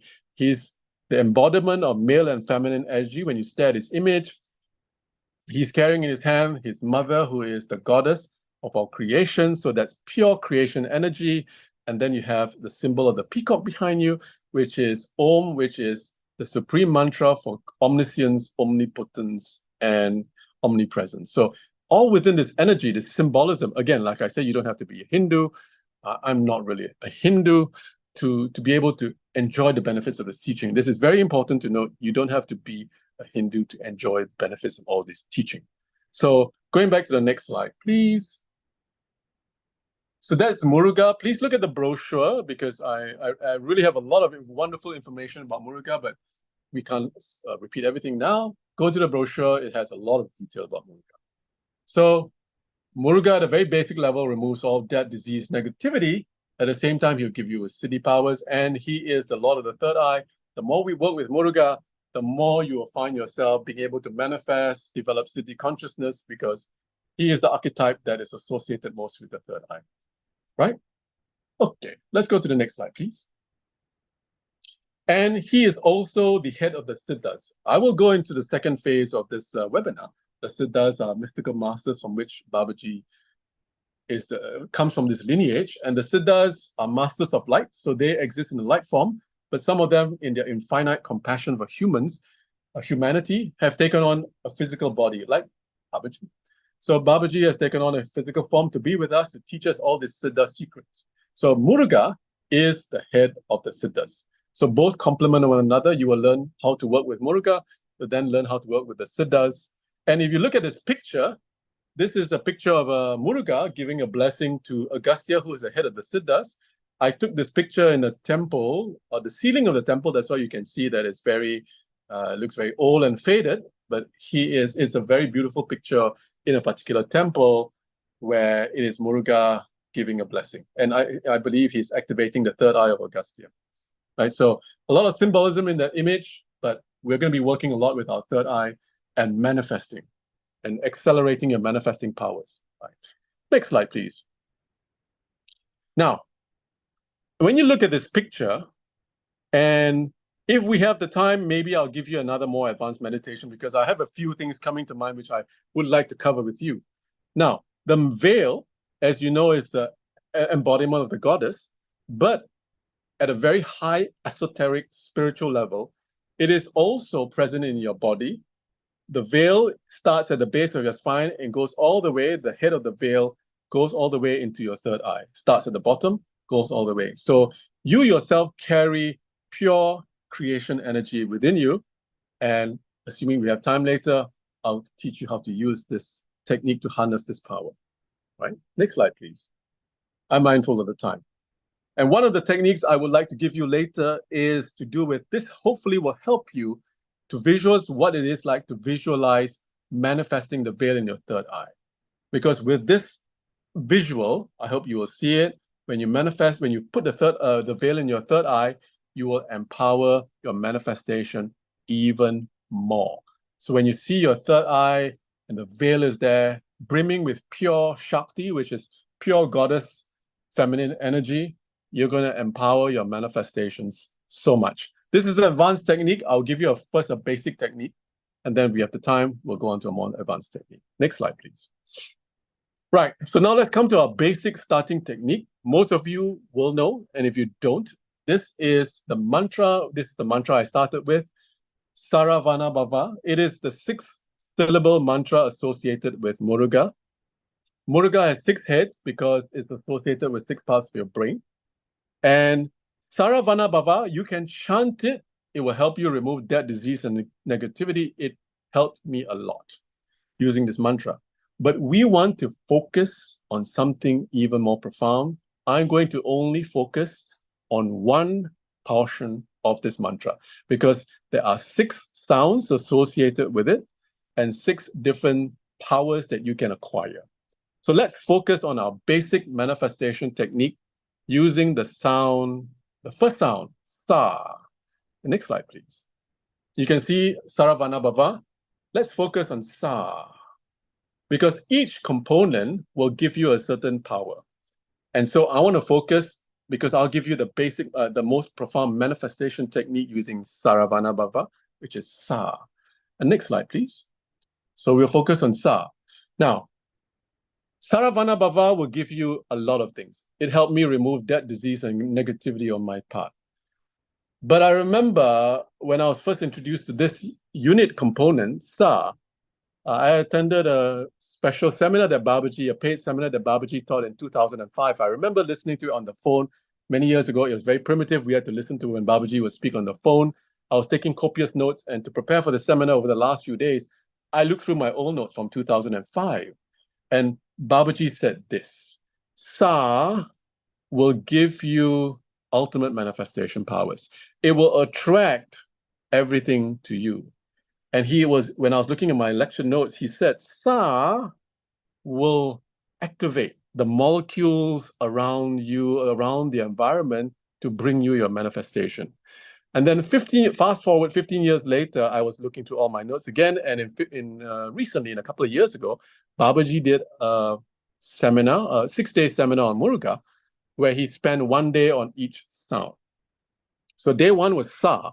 And he said, sa will give you manifestation powers, and it will help you to manifest bigger, bigger, bigger. I think he used that a couple of times, bigger, bigger, bigger. It will help attract. So what do? Now you'll be chanting sa. There are many ways to work with this, and I'll give you a few ways. So please remember this. You can watch this playback and figure out which way works for you. Now, the simple way is to work with sa by just chanting sa, right? Because sa contains the power of creation, and you are summoning your manifestation. So you chant sa. It's so simple. Chant sa, sa,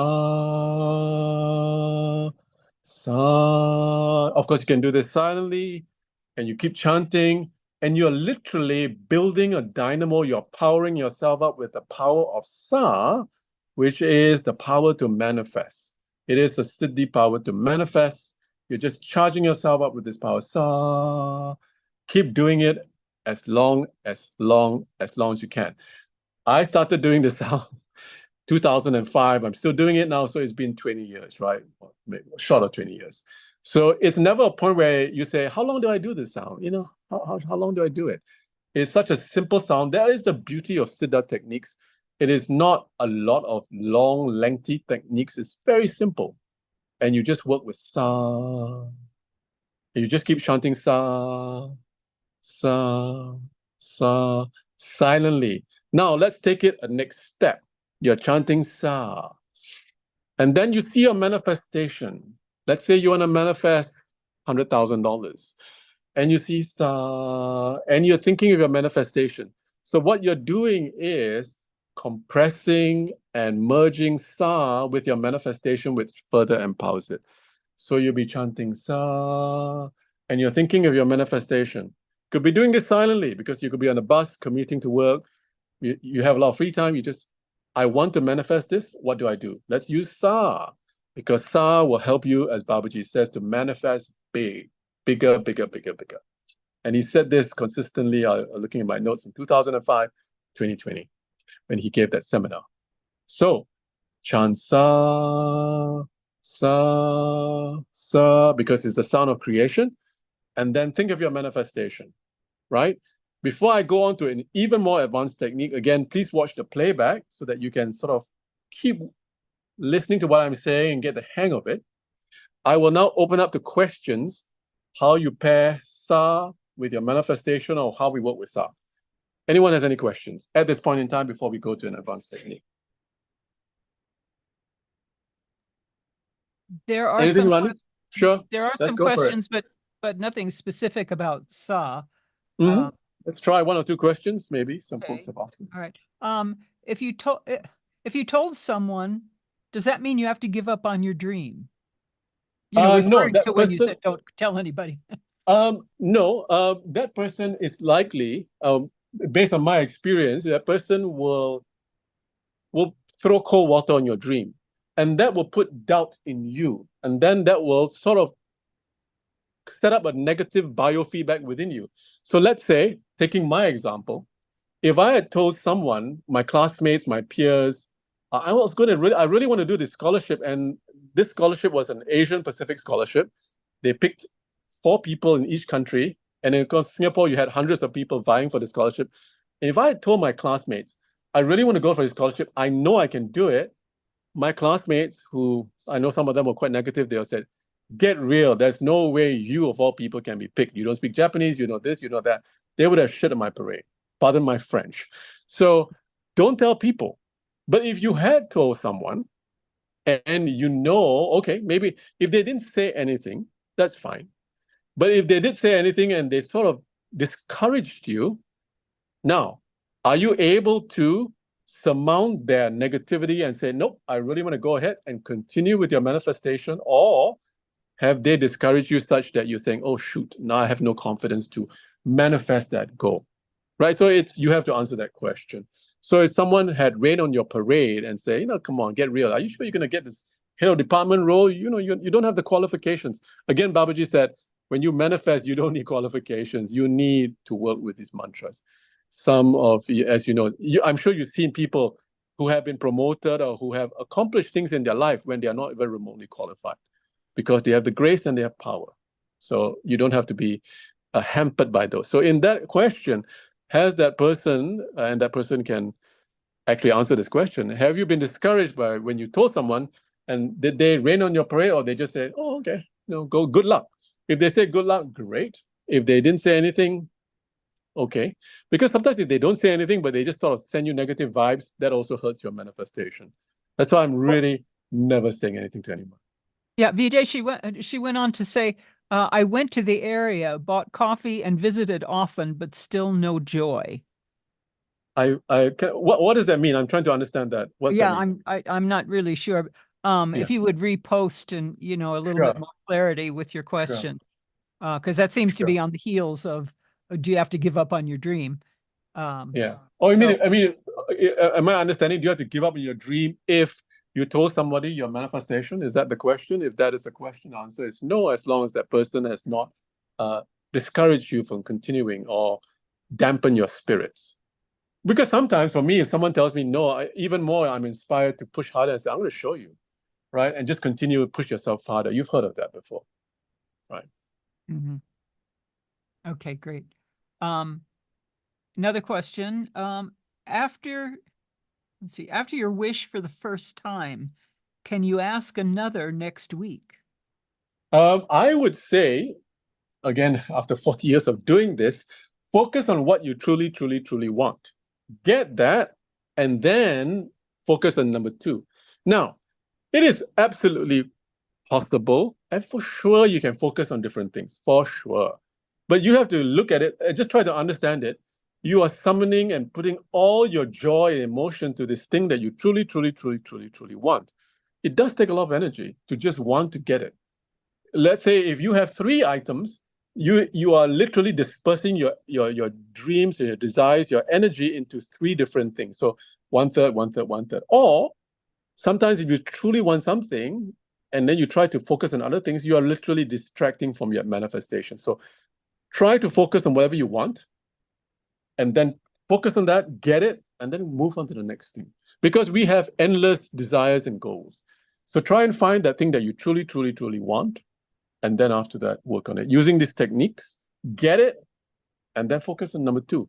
Because once you get number 1, you may feel number 2 kind of fades into, I don't really want it. Like my car, after a while, I wanted a BMW, then I thank God I didn't get it because I just lost interest in it.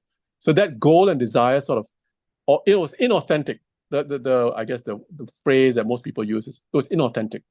I just thought I wanted it, but I didn't really need it. So please focus on what you want, get it, and then move on. Get it and move on, because you're going to put all that energy into it.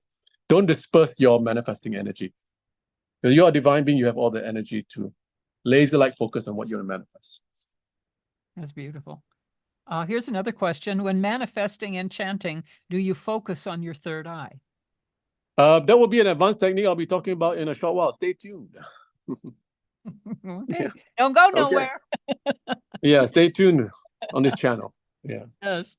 One more question, and then I think that's it for right now.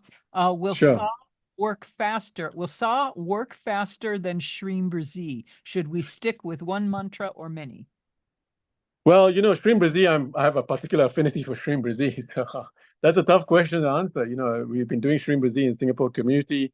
I organize Shreem Brzee trips to India. So that's a tough question. But here is the simple answer. Shreem Brzee, and I love Lakshmi to beyond depth. So I can give you the perfect answer for this. The perfect answer is Shreem Brzee will give you money. Shreem Brzee, as Babaji has said, is the mantra that will give you the Siddhi powers to manifest money. So if you want to manifest money, then use Shreem Brzee. And then pair Shreem Brzee with the exact amount that you want to manifest. If you want to manifest something else, then use Sa, because Sa will focus on other things beyond financial. Right? I hope that answers your question. Money, use Shreem Brzee. Sa, anything else. Relationships, health, job, promotion, beautiful house, that kind of stuff. But Shreem Brzee is a Siddhi power to give you financial wealth. Yeah, and I can answer any question on Shreem Brzee because I love her so much. Yeah. The Shreem Brzee guy.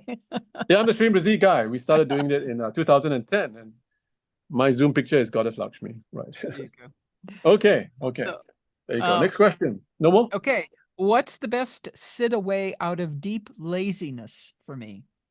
That's a great question. It is a combination of factors. You have to understand, why are you lazy? Is it because of apathy, or you have no desire?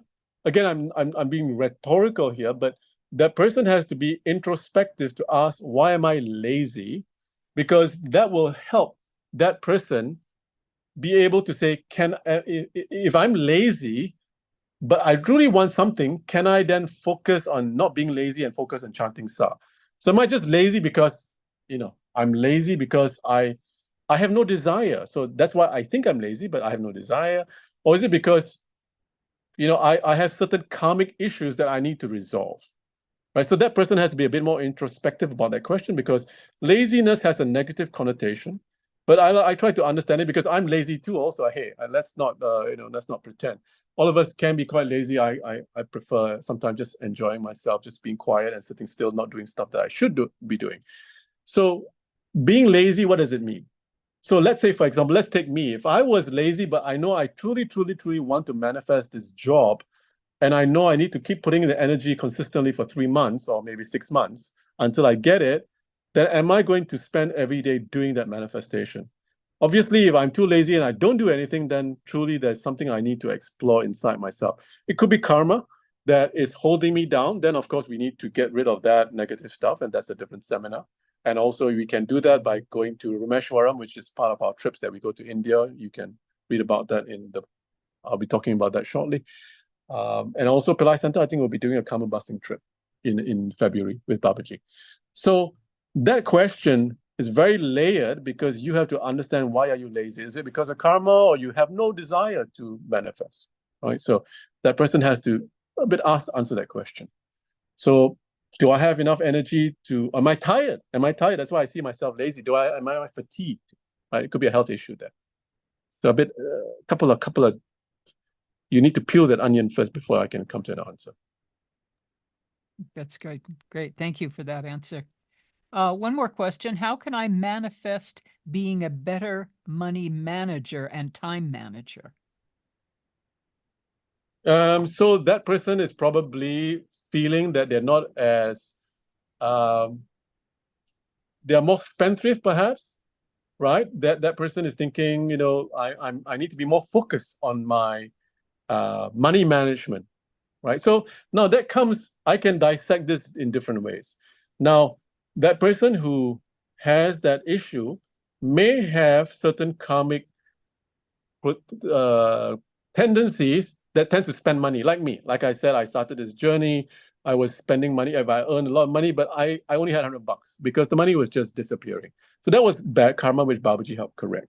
So this person could be also not being able to money manage because of certain karmic tendencies, or to help yourself. Like, for example, if that person was very focused and disciplined, but wants to become even more a better money manager, then you should visualize the outcome that you want to accomplish. So to become a better money manager, you want to see at the end of the month, let's say, in my books or in my savings account, I have accomplished this, which means that I have managed my money better, right? So that also can be unpacked in different ways because, you know, life is always, it has full of many colors. So that person can ask herself, is it because I'm not a better money manager because I'm spending too much money?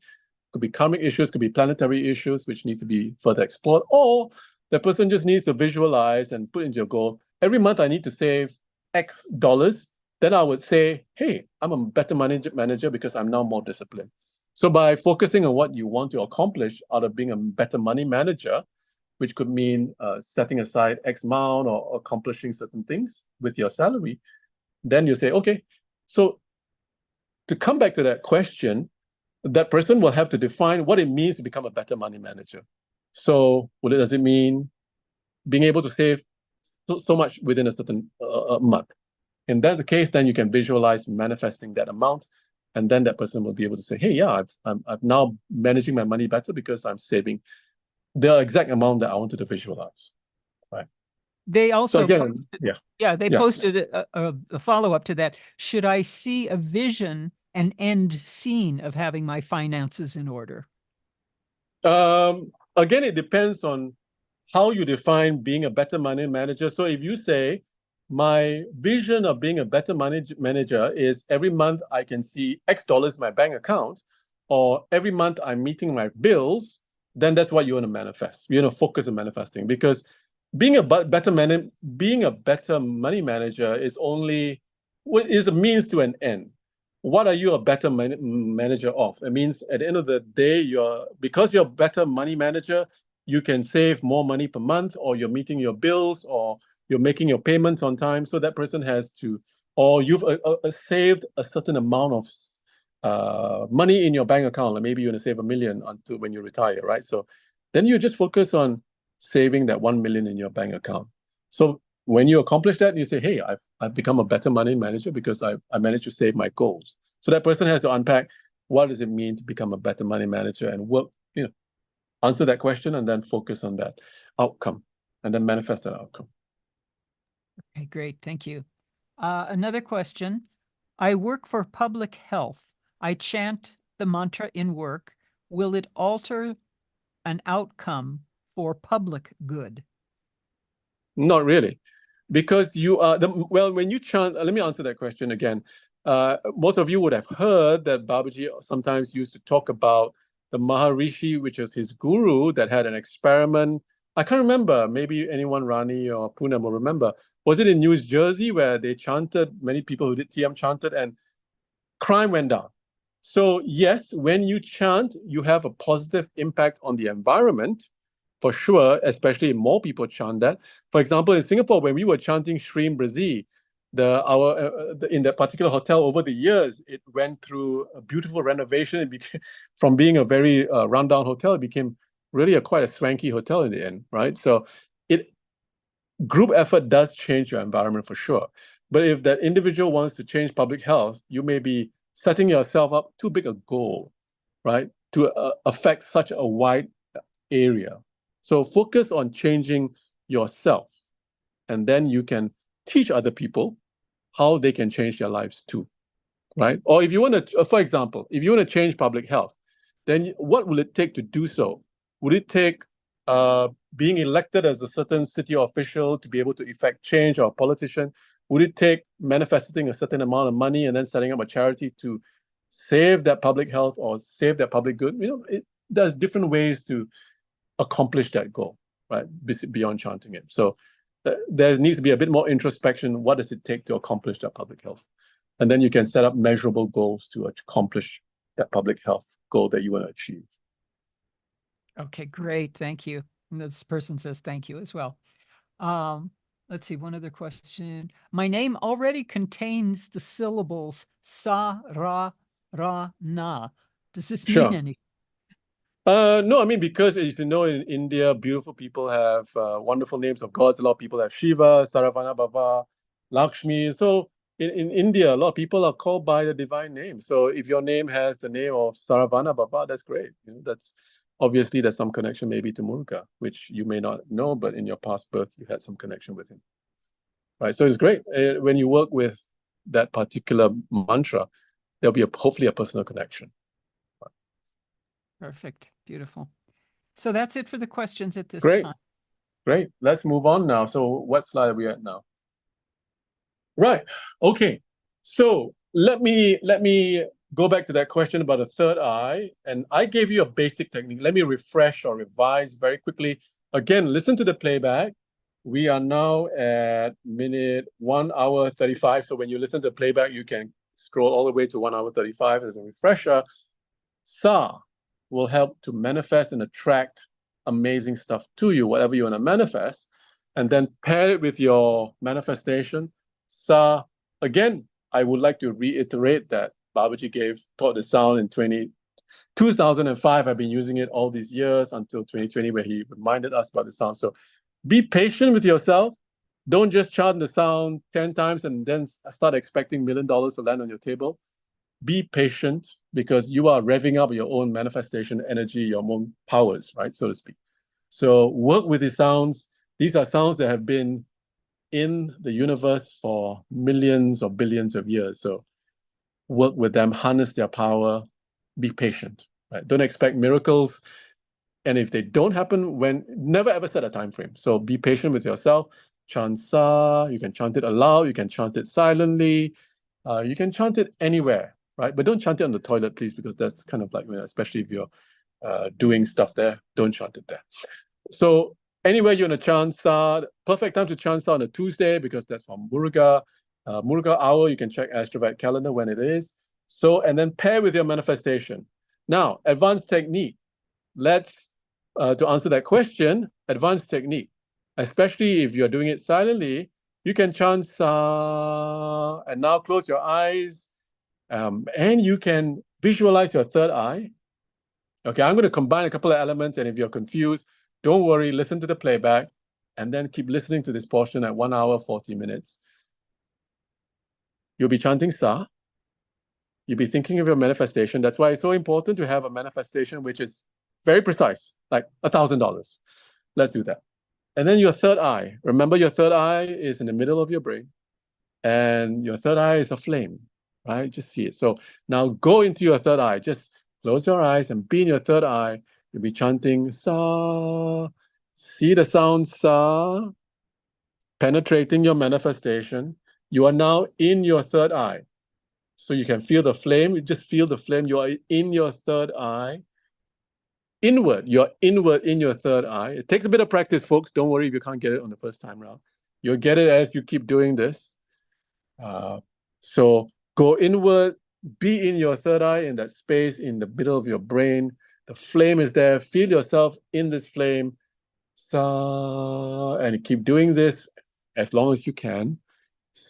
See the sound Sa penetrating your manifestation, and feel the flame there. And I'm going to add another more advanced element. See the veil in your third eye. Don't forget, the veil is the weapon to remove death, disease, and negativity. It is also Parvati, which is the goddess of creation. It is pure divine Shakti, pure goddess creation energy. So you are in your third eye. You are chanting Sa. You're very inward now. You're inward. You're not, forget everything external. You're inward now. In your third eye, in the middle of your brain. You're chanting Sa. Silently, you're seeing your manifestation. The sound Sa is penetrating your manifestation. You're very happy. Yes, I can feel the manifestation there. Yes, feel joy. And then see, it's a flame is in your third eye, so you can feel that flame energy. And then visualize the veil in your third eye too. So you can see this beautiful veil because the veil is pure Shakti. So you're combining multiple elements into this very simple advanced meditation technique. Get the hang of it. Practice it as much as you can and keep doing it. You'll get the hang of it, I promise you. And this will be a very advanced technique to stay in your third eye and manifest, because whatever you put in your third eye will manifest. That is uncontrovertible, inexorable, guaranteed, right? The question is when. Whether it's in this birth, whether it's in next birth, we don't know. So we want to make sure that we get it in this birth, because we don't want to get it in the other next birth, right? So I have a funny story about that. I'll tell you in a short while. So now, remember this slightly more advanced technique. You are in your third eye. Feel yourself in your third eye. Your third eye is in the middle of your brain. Feel the flame. Your consciousness is there. You are in your third eye. You can feel the darkness there, but you are in the flame. Sa. Hear the sound Sa. Feel the sound penetrating your manifestation. Let's say it's $1,000. Feel it just energizing that $1,000, or a house, or a relationship where you're with a loving relationship with someone. Sa. Feel and then see the flaming veil, which is pure Chit Shakti, pure goddess energy of creation, because without the goddess, you cannot create, right? So see all these elements. You will need practice. Don't worry if you can't get it initially, but keep coming back to this point in this video. Watch that and then practice that, and you will soon get the hang of manifesting from your third eye, one particular form of it. Okay? Now, questions, please. So some of you may hopefully still be inward now. When you do this exercise, you will actually go inward, and you'll sometimes not want to come out, because it's a very beautiful meditation to be inside. Muruga's gift. So any questions, please, Rani, for folks who may have done this? If you're not sure, please listen to the playback and keep trying it, and you'll get the hang of it. No new questions. Great. Thank you for a wonderful knowledge sharing and beautiful answers to queries. Great. Thank you. So yes, but Thank no you. other questions at this Great. time. Great. Okay. So now it comes again. I love Muruga very much. For many, many reasons.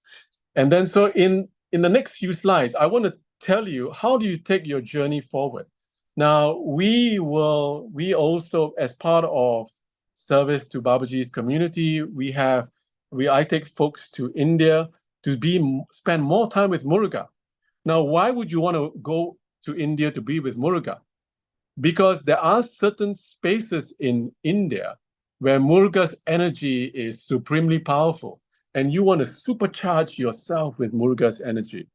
And also at the same time, when we go to India, we are also serving Babaji, because these trips that I take on are charity trips that raise money for Babaji's charity, Tripura Foundation, and they serve the poor. They feed more than 4,000 children a day across India.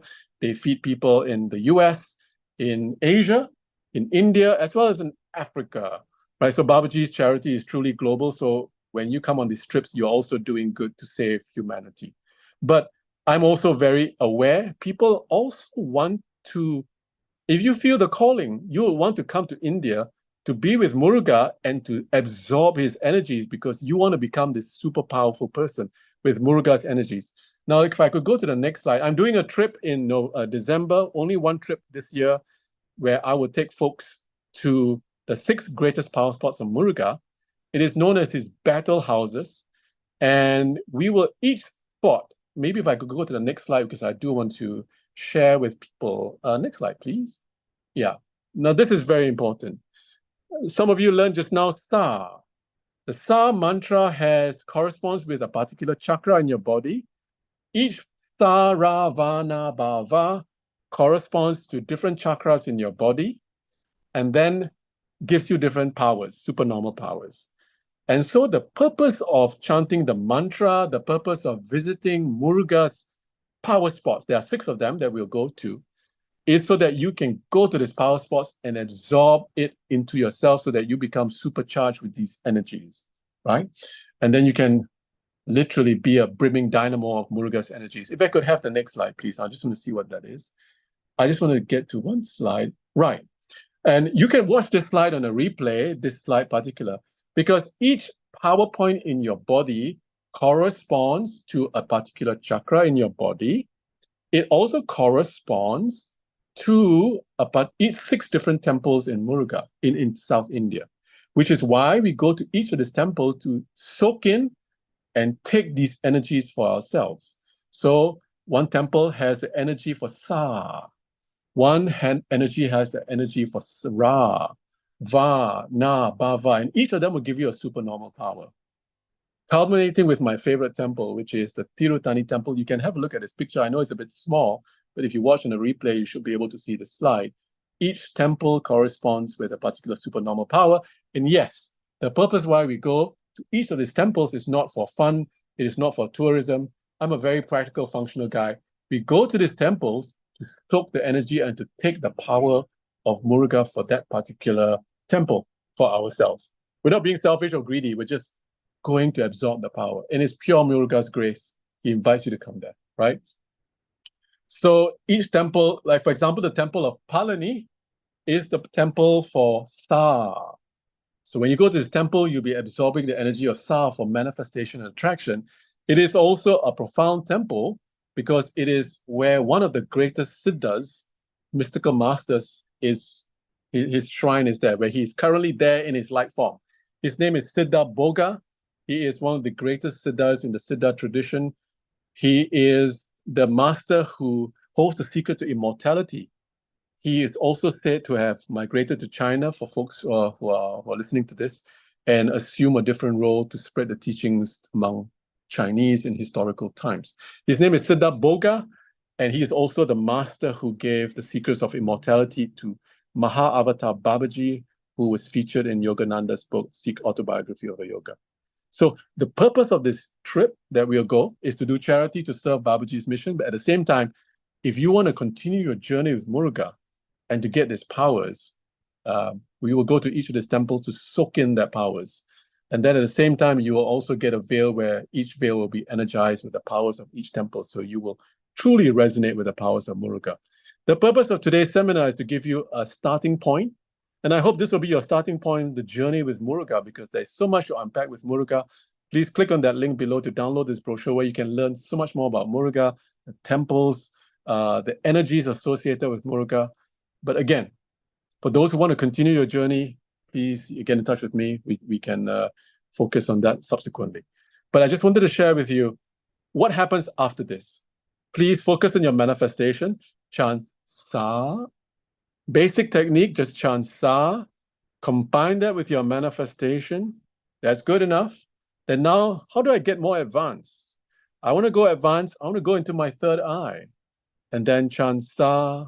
And then pair it with, combine it, merge it with your manifestation, and see the golden, see the flame in your third eye. Literally, you are in your third eye. Your consciousness is inward, and then see the veil, because understand the veil is pure feminine energy. And women have it very lucky because they are pure feminine energy of creation, right?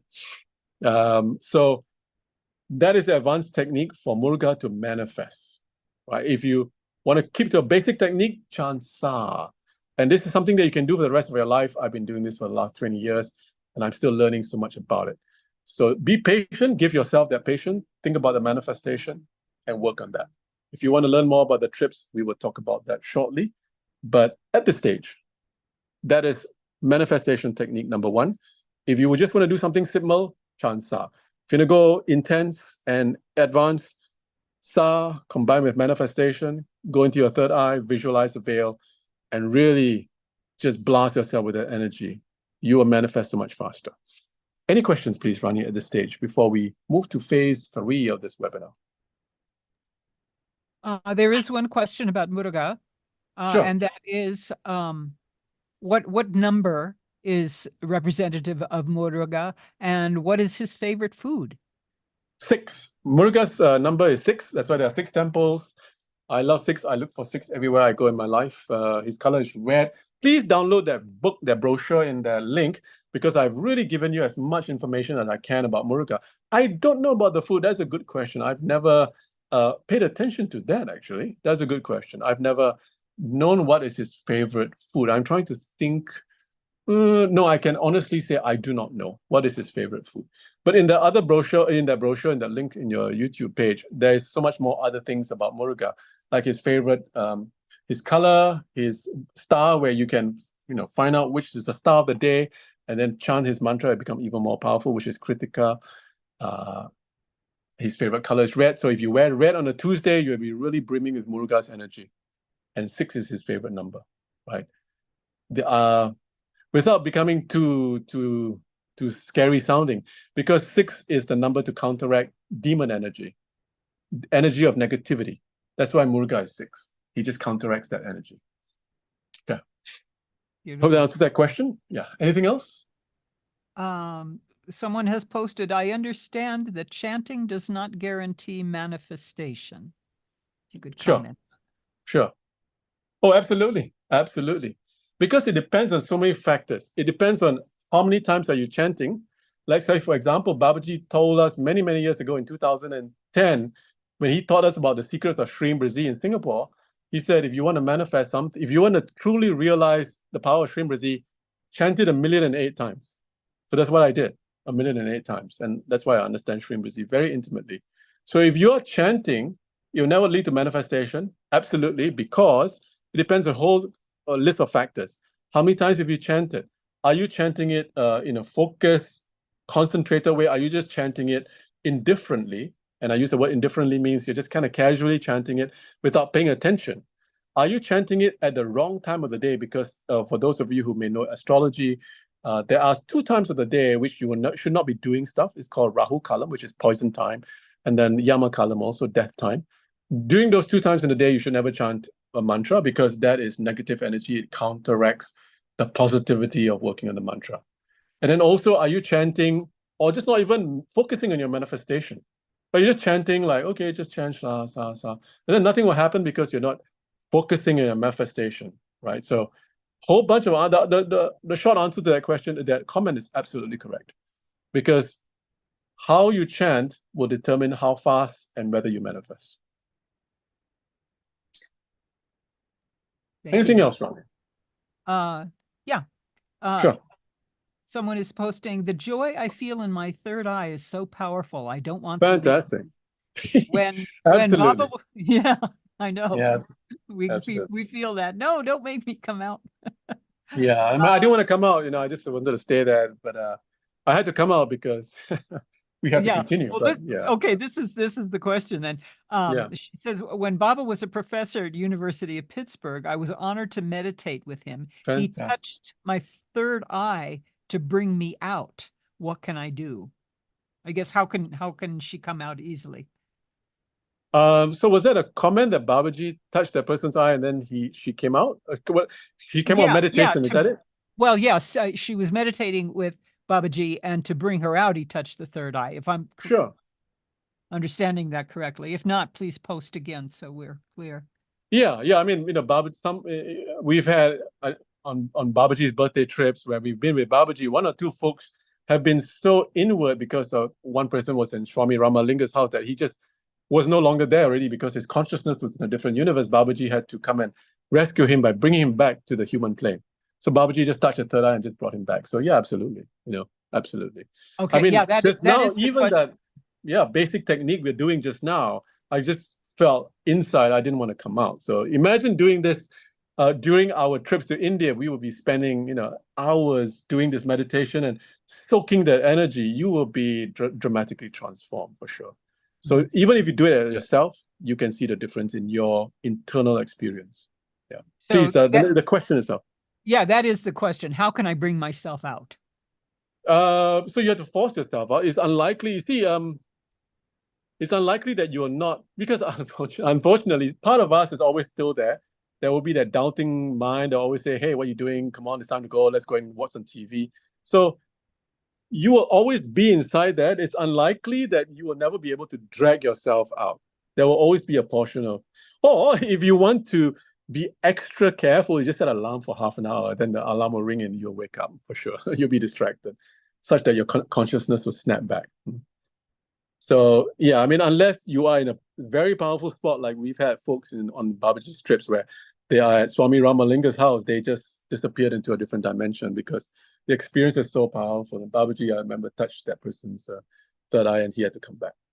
So when you're meditating by yourself, maybe as a precaution, just set an alarm, and that should jar you back into consciousness, back into wherever realms that you may have gone into. But usually you'll be in your third eye into a very divine state, which is the purpose of meditation, is to shut down these five senses that plague us, because when you see, you hear, you smell, that's really distracting you from your true divine self, which is your third eye, which is your higher realms.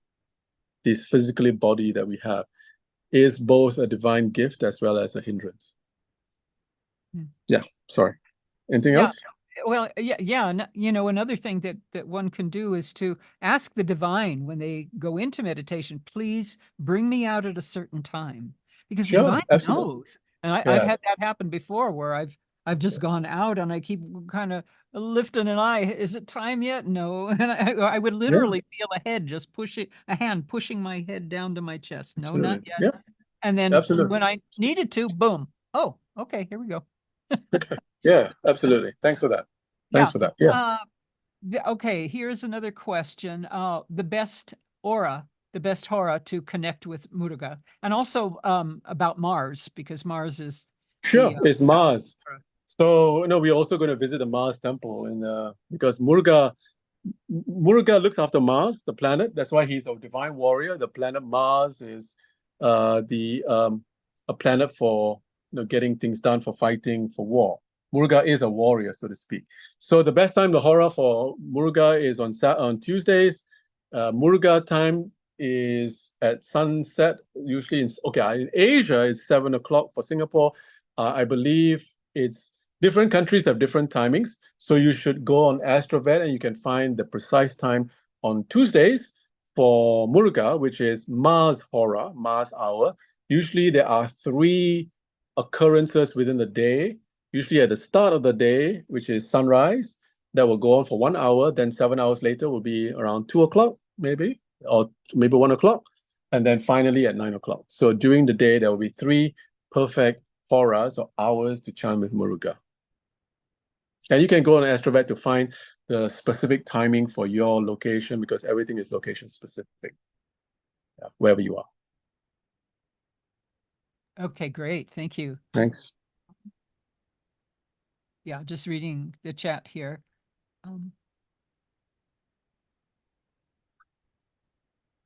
Okay, that's a great question, and maybe that'll lead us to our next thing is, how can I connect with Muruga? Just chant? Great. Yeah, absolutely. Just chant Saranabava, which will connect to Muruga, because that's his mantra. You look at his images, because that will evoke certain very higher self.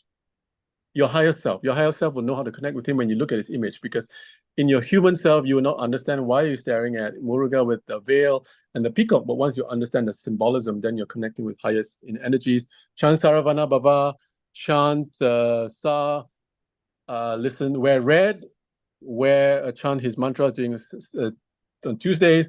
Come to India with me and visit Muruga at all his 6 power spots. That's another answer. Absolutely. Yeah. Yeah. If I can share one more experience from myself with Muruga. I had not known about him. This was some years back. And at the time, my husband and I were embroiled in a terrible legal battle. We were being unfairly treated. We had spent all of our savings on attorneys who did absolutely nothing for us. And I learned about Muruga and how he could help with debts and with legal issues. So the first time I started to chant Saranabava, to call on him, he immediately rushed in. And it felt like he was just waiting for me to call on him.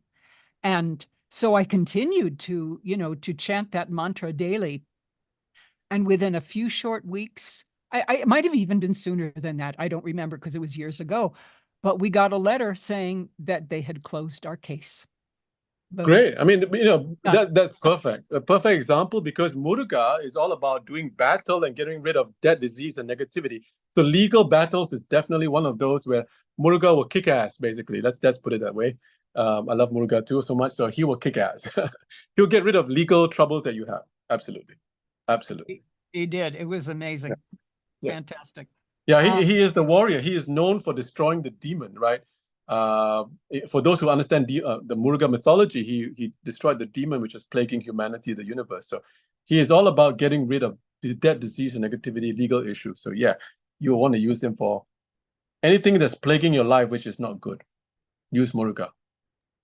And he'll come. He'll come when you call on him. That's it's right. Not just Absolutely. a fantasy. He really Absolutely. is real. He's real. He's very real. Very real. His energy is very strong. Sure. So there's a question if there are specific hours for chanting Shri Brazil as well. Oh yeah, absolutely. Friday, again, same thing. Friday is a Venus Hora.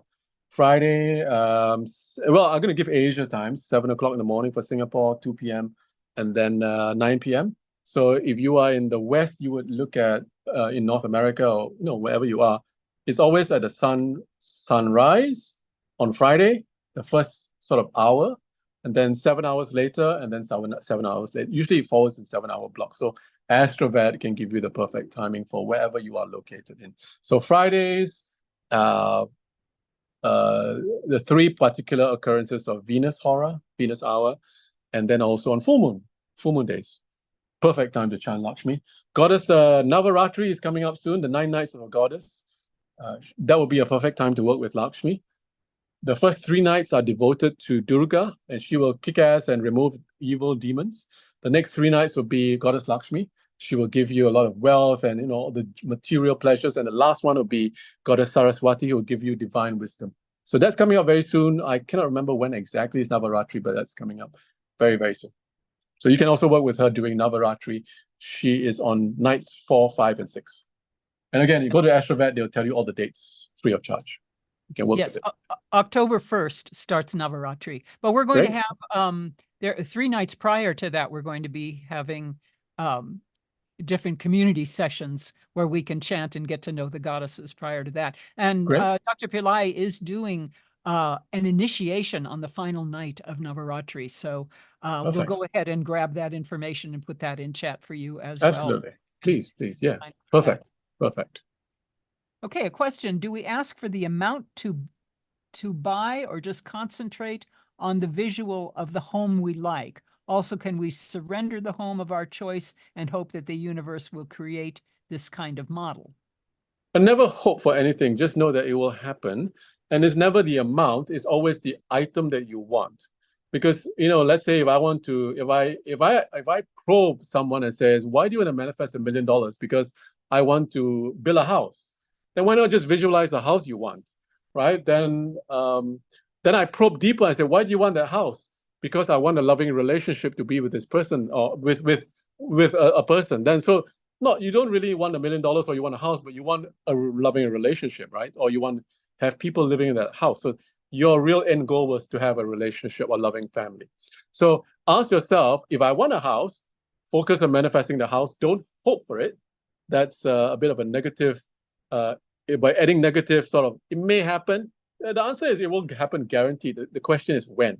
And that is a function of how much time, energy you put into it. If you put a lot of energy into it, you will manifest it much faster. And if you put sort of occasional energy, it will come. It could come in this birth. It could come in the next birth. I promise to tell you a very funny story. Again, it comes back to what I said before. Since I was a little kid, I knew I wanted to be a lawyer. I was going to be a lawyer way before my dad ever said he was going to send me overseas to do law. When I was 10, I knew I was going to be a lawyer. And only when I was 25 did my dad said, okay, I'm going to send you to law school. So 15 years later. So what happened is I went to law school, got qualified, did all the stuff. And then on the day I got called to the bar, I lost all interest in becoming a lawyer. So the short answer is, so what happened is actually, this was desires I had from a previous birth to become a lawyer. And then when I accomplished this goal, I just lost it. I said, okay, I'm not interested. Let's focus on something else I want to. So it's very important that when you want a goal, you should focus on it as much as energy and not sort of like, okay, I want it, but okay, it'll come down the line. Really want it and go for it, because if you don't, then it may come in the next birth, and by then, you will have lost interest in it. Most of you would have heard that Babaji always telling the funny story where he was in the Indian restaurant in California, and he could read, Babaji is a Siddha, he could see time, past, present, and future. He could see that the waiter wanted to become the owner of the restaurant, own a restaurant.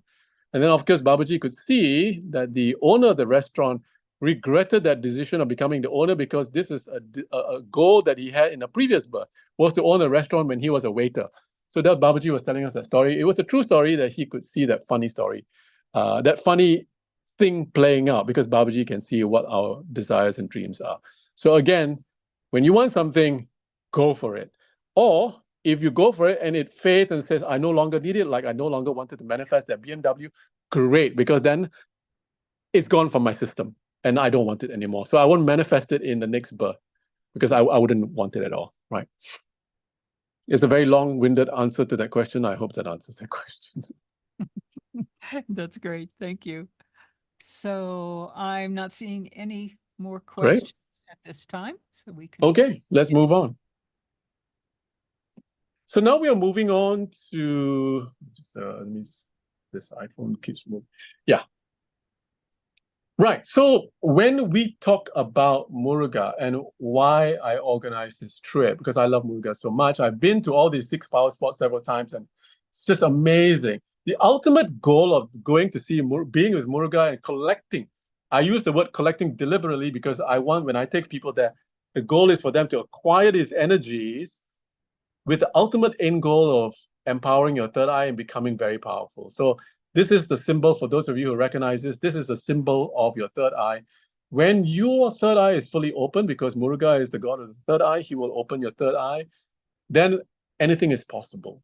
You will, as the Siddhas, you will be Siddhi consciousness. You'll be at the top of the mountain, right? Because the Siddhas, you will totally acquire the power of thought manifestation, right? So that is the ultimate end goal of the trip that I take folks to in India. For those who want to look at it, pursue it, want to learn more about it, please look at the brochure. It will explain what the trip is all about. And my end goal is always to make sure that people energize, open their third eye so that they can acquire the powers that they want to acquire. Because everyone has goals, dreams, and really want to accomplish big things in life. So we're here to help. Right? So next slide, please. Let's get on to the Siddhas. Now, again, there's a lot to unpack in the brochure that is in the YouTube link. I hope when you watch the replay, you'll still be there. The brochure about the Siddhas. I can say, honestly say, hand on heart, 10 years working on that brochure, because over the past 10 years, since I started doing this trip where I take people to visit the Siddhas, this brochure has grown with more knowledge that I've gained about the Siddhas. I put into this brochure. So please download the brochure. You can learn so much more, because within the short confines of the next few minutes, I can't tell you everything about the Siddhas. I will try and give you the best of in the next few slides. So the Siddhas, in short, are masters who are perfect masters, whose third eyes are fully functional, and they are pure consciousness. Now, Siddhas exist in their light form. Siddha masters exist in their light form, but some Siddhas who are perfected beings out of sheer compassion for humanity, in specifically Babaji, and a lot of other great Siddhas have come and assumed a physical body to share teachings of the universe with humanity. So most of you will know Babaji has come here to give us all these mantras to change and make us better people and to lead better lives, to change our financial karma. So the Siddhas, in short, are perfect masters, masters of perfect consciousness. They're the ones that sit at the top of the hill, whose third eyes are fully open and can do anything and everything. As you may know, if you have Siddhi powers, Siddhi, which is perfect consciousness powers, You can manifest, you can move from place to place. Many people have seen Babaji bilocate in 2 different places, but people have seen Babaji in his light form. You may have seen pictures of Babaji in his light body. People have posted that on, if you just Google Babaji light body. I remember being there when that picture was taken. And of course, just a normal Joe Blow, so I couldn't see anything. Babaji was just walking there normally by a tree, but when one of Babaji's students took that, was Saranabava, took the picture of Babaji, his light form that was showing up. So Babaji is truly a master of light, but he chooses to cloak himself in a human flesh to share these wonderful teachings. So the Siddhas, in short, are masters of light, ascended masters of light who have attained beyond enlightenment, right? And they come to this plane to share these teachings to help us. So if the next slide, I think I just sort of said that. So the Siddhas are perfect masters, perfect consciousness, pure consciousness. That's Babaji with all these great Siddhas. And there are 18 of them in the great Siddha. There are millions of Siddhas, of course, but 18 are known as the greatest masters of the Siddha tradition. Right, next slide, please. The Siddhas have been in India since time immemorial, but they have chosen to hide their existence and eschew public fame. They hide in the forest. They tend to shy away from normal folks, and you'll never know a Siddha until Babaji points them out to you. They have chosen to stay away from humanity, helping humanity from the side. In the 20th century, Siddha masters have come more to light. You've read Autobiography of a Yogi, you'll know that Maha-Avatar Babaji has been more present in humanity in the last 100 years. Babaji of all great Siddhas have come to share a lot of these techniques. So the Siddhas have been around for thousands of years. Next slide, please. And the beautiful thing about India, and for those of you living in India are very lucky, because the world of the Siddhas is like living at the bottom of the ocean. The rest of the world at the top of the ocean is going on as life per normal. But the world of the Siddhas has remained unchanged, like the bottom of the ocean, still silent, but yet very much present in the modern times. Right? So when you go to India, and when we go to India on our Siddha trip, we go to India and we pierce the veil of spiritual India. Because some people go to India and they see the business part of India, because most of you know India is an IT hub, people go there for a lot of work. But we go there because India is a very mystical part, and you can pierce the veil and you can meet the Siddhas. Now, the next slide, let me just try to maybe move to, they are perfect. They are perfected beings. They are perfect in their body. Everything about them is perfect. In fact, they are light beings. And so some of the Siddhas that we meet, a lot of people in our groups, I've been doing the Siddha trip for the last 10 years. People have met the Siddhas in various forms, and the Siddhas have communicated with them in various forms. And then the next slide, I believe, is, can you talk to the Siddhas? Absolutely. These are all the videos, the video testimonials of all our wonderful friends who shared their various experiences with the Siddhas. Please go into the brochure.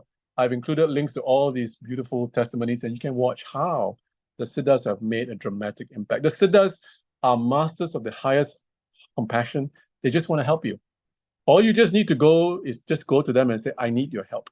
And they will help you. They will give you Siddhi Powers. They will change your life. They will remove your karma. So many things they will do. And they will also give you manifestation powers, which I'm going to share with you in just a second. Next slide, please. Now, this is one of the Samadhi shrines, the meditation sites that we go to on our Siddha trip. Siddha Patanjali, he is the father of yoga. Most of you who practice yoga will know yoga as being yoga, but you'll never know that it originated from Siddha Patanjali, who lived several thousands of years ago. And he's now very much exists in Rameshwaram, an island where Dr. Pillai Babaji was born. And Babaji would always tell us that he, as a young boy, would sit at this particular spot and never understood why he was having enlightenment experiences. And that he realized subsequently that he was communing with Patanjali, who was giving him all the Siddhi powers, right? So Siddha Patanjali, who we spend a lot of time with on our Siddha trips to India, is one of the greatest Siddhas in the Siddha tradition. And we will be learning his techniques subsequently. Next slide, please. I'll see if I can skip a few slides. Let's meet the Siddhas, because I'm very cognizant of time and folks may be a bit tired here. Let's meet the Siddhas. If you go to the next slide, the main Siddha that you should always be keeping in your consciousness, because from him, if you go to him and say, give me connection to the Siddhas, he is Siddha Agastya. He is the father of the Siddhas. If you remember an earlier picture, you can always scroll in the brochure, his picture is there, or in the earlier part of the replay, Muruga was giving initiation to Siddha Agastya. He is the father of the Siddhas. And he has all the full complement of all the Siddhi powers. You will go to him for grace. Now we're going to, since this is it's meant to be a straightforward manifestation webinar, I want to give you a very simple technique from, again, one of my favorite Siddhas. Next slide, please. And this is the mantra that most of you will know. If you don't know this, this is the mantra that you'll be working with to manifest. This is the supreme mantra to manifest. It is the mantra of the Siddha lineage. It is the mantra that I first learned when I first started my journey. It is a mantra that is the most profound. It is also, folks may also see why this connects with sa, the sound sa. But let's see whether anyone can put in the comment section the connection. I invite anyone to see the connection, okay? So let me go quickly through this mantra. This is the ultimate mantra for manifestation.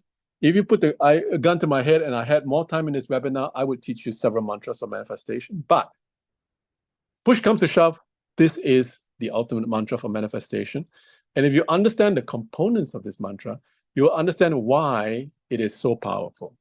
Now, let's go to the various components. Ara, kara, ara, kara. Now, understanding ara, kara is the sound of creation. It is the sound of the primordial energy. So you're already, the moment you chant you're harnessing the power of universal creation. Ra is the power of fire. So when you chant Ra, you're also harnessing the power of fire to cook your manifestation. Now, Ka is the first, as Babaji describes it, is the first principle of materiality. That means that you are bringing your manifestation in the ethereal form into the three-dimensional form by using the sound Ka. You are summoning it into your human earth plane, right? Because currently when you say Ara, you are cooking that manifestation at the divine level or the Siddhi level. Now you're going to bring it down into the earth plane by Ka. And then Ra sort of cooks it some more. So this is an amazing mantra. Ara kara, ara kara, ara kara, ara kara. That you go on chanting over and over and over again. It will give you the powers of manifestation. It will give you the powers of Siddhi powers of manifestation. And also, ara kara will give you divine light, right? So beyond the power of manifesting whatever you want, ara kara will also give you divine evolution. It's the most beautiful mantra that was given by Siddha Thirumula, another wonderful Siddha from the Siddha tradition, the 18 greatest Siddhas. We go and spend time with him on our Siddha trip. He is so important to be with because when you go and sit with him, you're literally soaking in the power of that mantra. That's why, again, I also do the Siddha trips, and I invite anyone who wants to spend time with the Siddhas, please look at that brochure to really deep dive into who the Siddhas are and what they can do for you. But if you go and sit down with Siddha Thirumula, and he is alive in his light form in a very sacred temple in South India, you can soak in the energy of ara kara. So how do you work with ara kara? Very simple. Basic way. Keep chanting the mantra. Ara kara, ara kara, ara kara, ara kara, ara kara, ara kara. At the same time, slightly more advanced, think of your manifestation. Very much like how you're doing with Sa. So ara kara, I'm thinking of $1 million. Ara kara, I'm thinking of that house that I want to manifest. Ara kara. That's why it's so important to be able to see what you want to manifest very, very in a picture form. It doesn't have to be wordy text. It has to be very simple. A beautiful house, a loving relationship, a marriage, or $1 million, a paycheck. You must be able to see it because Arakara, arakara, arakara. And that arakara is pounding your manifestation. I hope you can hear the sound as I'm pounding my fist. Just imagine arakara pounding your manifestation because it is cooking your manifestation and bringing it from the ethereal space, Akash space, into the three-dimensional plane, right? So that is the basic technique of using this manifestation technique. Let's open up to questions. So because people may say, hey, I have a question on Arakara because I really am cognizant we're running out of time. It's gone super over. Thanks, Rani and Poonam, for helping out. But folks, any questions, please?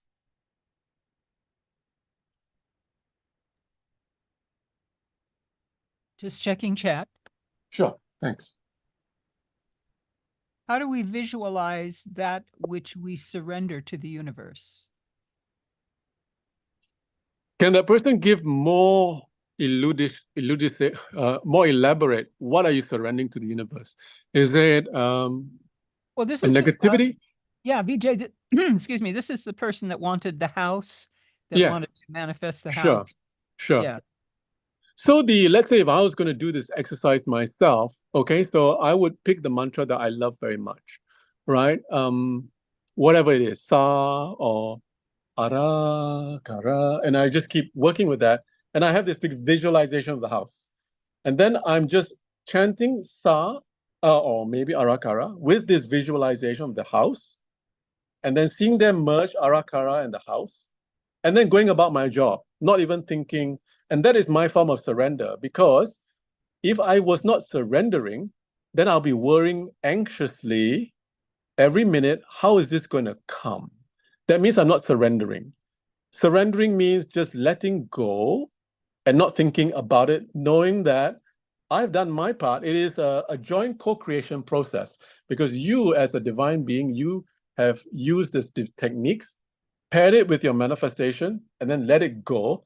Let the universe, the divine, do their part and bring it to you. So surrendering means chanting the mantra, pairing it with your manifestation, and then letting it go, meaning not worrying about it, not looking over your shoulder and saying, why isn't my manifestation here? Let's say, for example, you give yourself a goal of 3 months to manifest something. And on day 90, nothing happens. You just get very angry, upset, and say, this shit doesn't work. And then give up. That's terrible. That's not how it works. Don't ever confine yourself. You may give yourself 3 months, but if it doesn't happen 3 months, for example, that's what I used to do. Let's say I wanted to manifest, or when I was in school, I would use this technique before I met Babaji. So I was using very primitive manifestation techniques to manifest my exam results.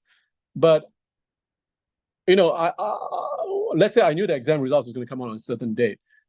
And if the result didn't come out on that day, I said, oh, this is okay. I'll just wait until the results come out. And I just had the faith that I was just chanting and visualizing and putting out the energy to get the results I wanted. And then I did get it, right? So surrendering means chanting, doing your part, and then just not worrying when it will come, how, what, why, when. That's what surrendering means in a very, very simple terms.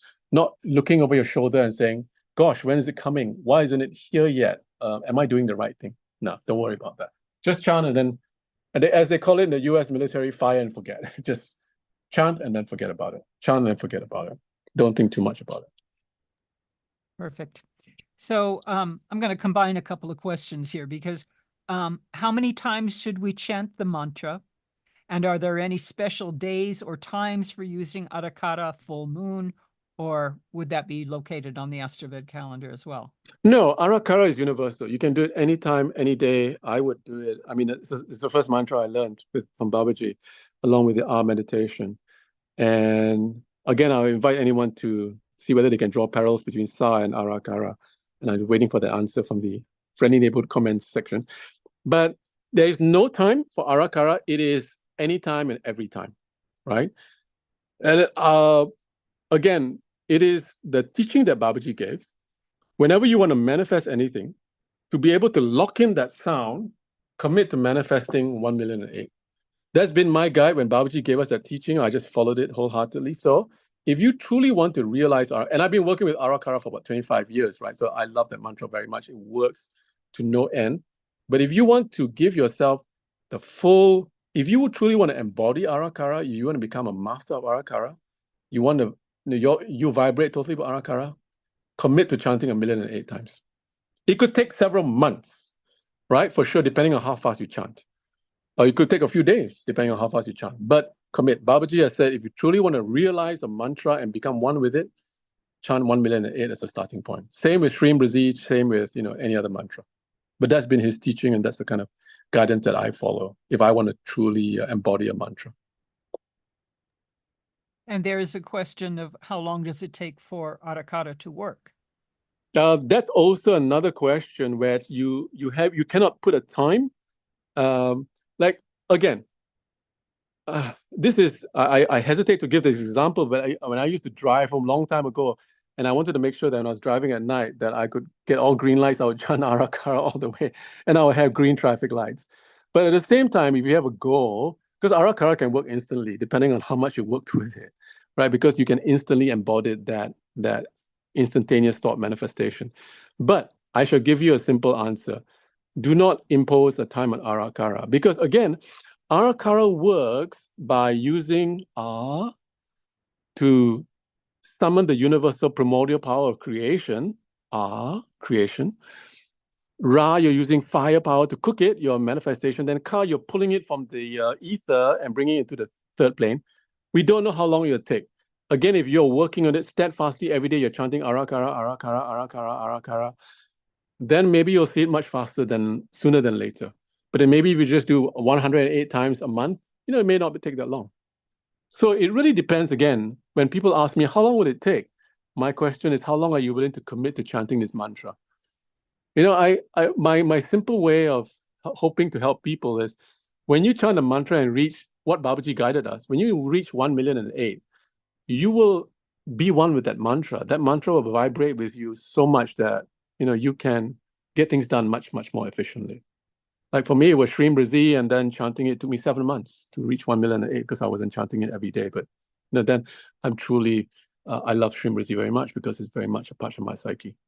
So for Arakara, I don't know how long it will work because it depends on how long are you willing to commit to spending the time chanting it and really being with it.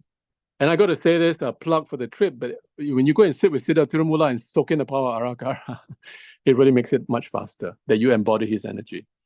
And that's why I say, if you put a gun to my head, I got so many mantras to share, but I chose Arakara for this webinar, the ultimate manifesting mantra, because it is the ultimate manifesting mantra. It is the mantra of the Siddha lineage, right?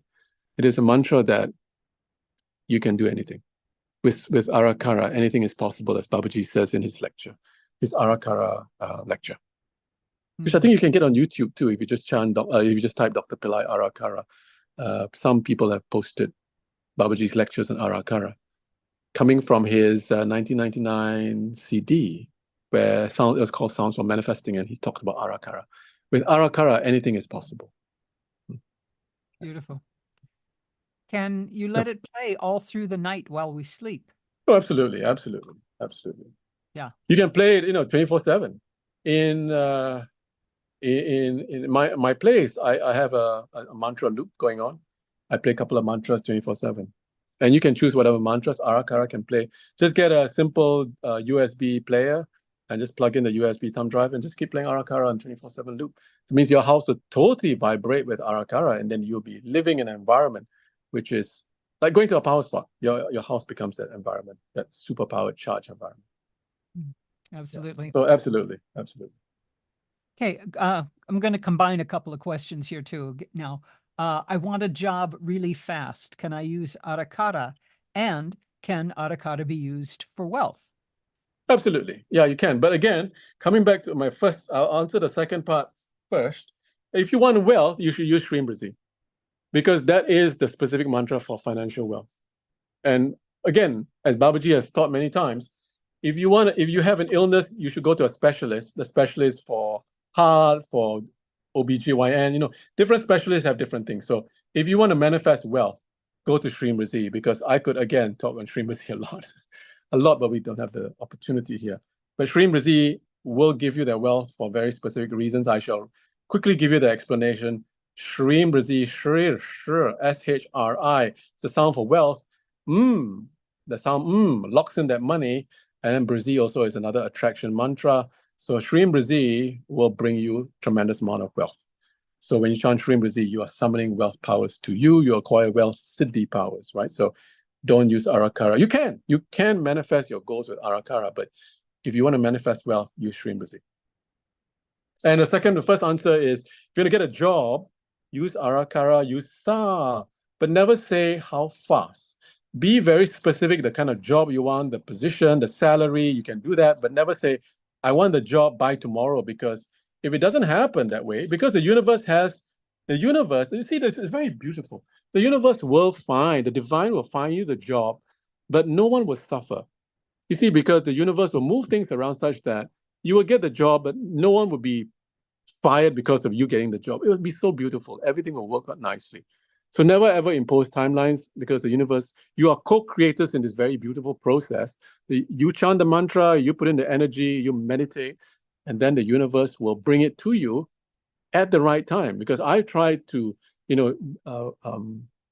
manifest a promotion, manifest a job, and sometimes I waited years for it, and I never understood why I was getting frustrated, quite honestly, because I do. And then when I got that promotion or that job, then I understood, oh, wow, it was such a unique job, a unique promotion, that that opening had to open for that particular blessing. So please do understand the universe will give you the most perfect thing that you need, and you just have to be patient, because it will happen, but it has to be happening at the right time on the terms of the universe, not your terms. So just be patient. And that's faith, and that's surrendering to the universe. Perfect. Here's a good question and follow up to that. How to remove negative thoughts? And thoughts of doubt. Oh, sure, that's very easy. Sorry, I don't mean to be facetious. Because all of us have negative thoughts. All of us. I have it all the time because of my planets also. I'm super, always doubting all that kind of stuff. So Babaji has taught us, you chant the mantra Thirunila Kantam. You can go on his website and get the mantra or Pillai Center channel. When you chant Thirunila Kantam, that will disperse negative thoughts. And if you use the meditation, the advanced meditation, where you visualize your throat in the blue light, I'm just racing through this, but please go to Babaji's YouTube channel. He's given the meditation. On one hand, you can just chant Thirunila Kantam, which will disperse negative thoughts. It's wonderful for dispersing angry thoughts also. So, if I get very angry, I chant Thirunila Kantam, I cool down, because it just just like a nuclear option, just gets rid of negative thoughts. And then if you want to be more advanced, you visualize your throat as blue and you chant Thirunila Kantam into your throat.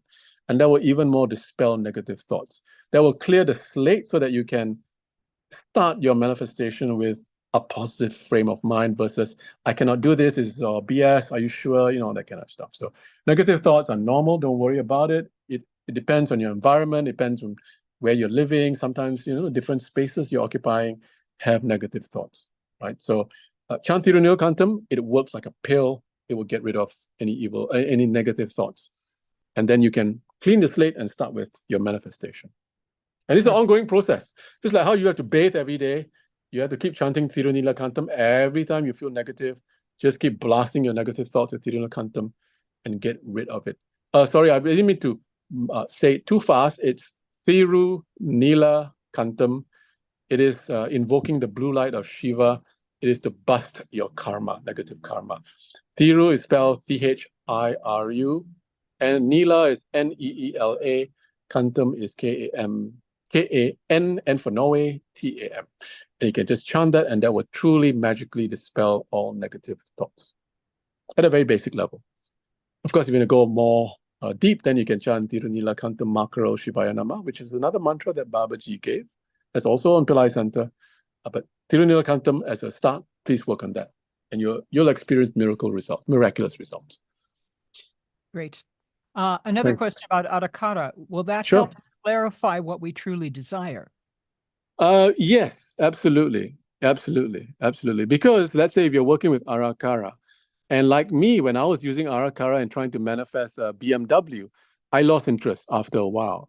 That means that, now when I look back, at that time I didn't understand why, and I was very frustrated because I lost interest. But now I can look back and say, Arakara purified my my thinking process, and I just didn't need it, or I didn't want it truly. It was a superficial desire. So yes, and the more you work with this wonderful mantra, Sa and Arakara, they will help purify your thinking, and you will be able to manifest the thing that you truly want.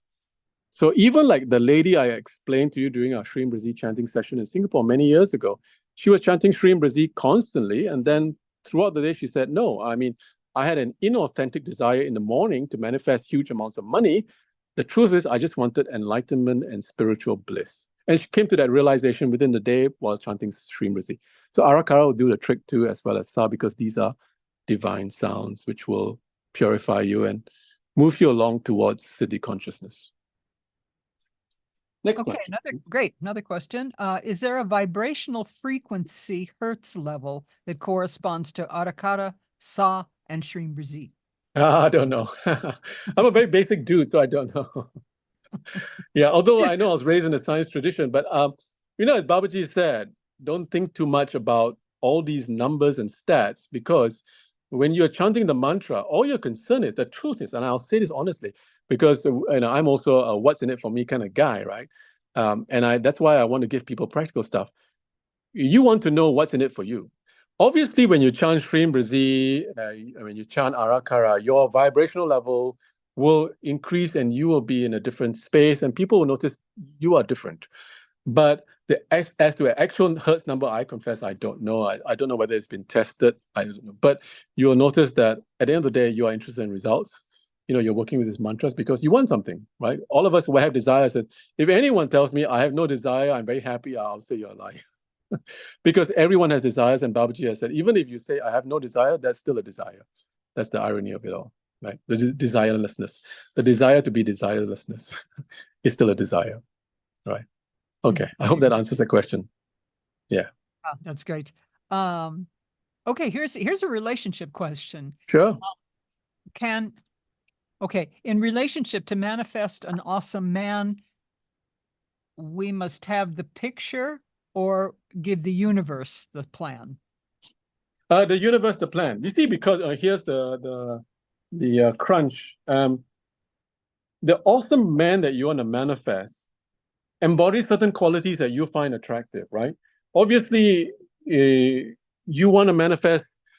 Okay, I can split this into two. You want to either manifest a very physical, superficial relationship, or you want to manifest a soulmate, right? So you obviously want to manifest someone, and I hope I'm being very correct in saying that you want to manifest someone who's loving and someone who will take care of you and be with you on the same, align with you on the same goals, and be on the same journey with you. And maybe this person can add in comment on whether that's be in alignment with your values and your qualities. Obviously, you don't want to manifest a man or a partner who will be totally misaligned with you. You are interested in meditation, the person will come along and say, this is rubbish. I forbid you from meditating. If you do, I'll divorce you. That kind of terrible stuff. Obviously, you don't want that person. You want to manifest someone who shares your same values, who's your soulmate, essentially.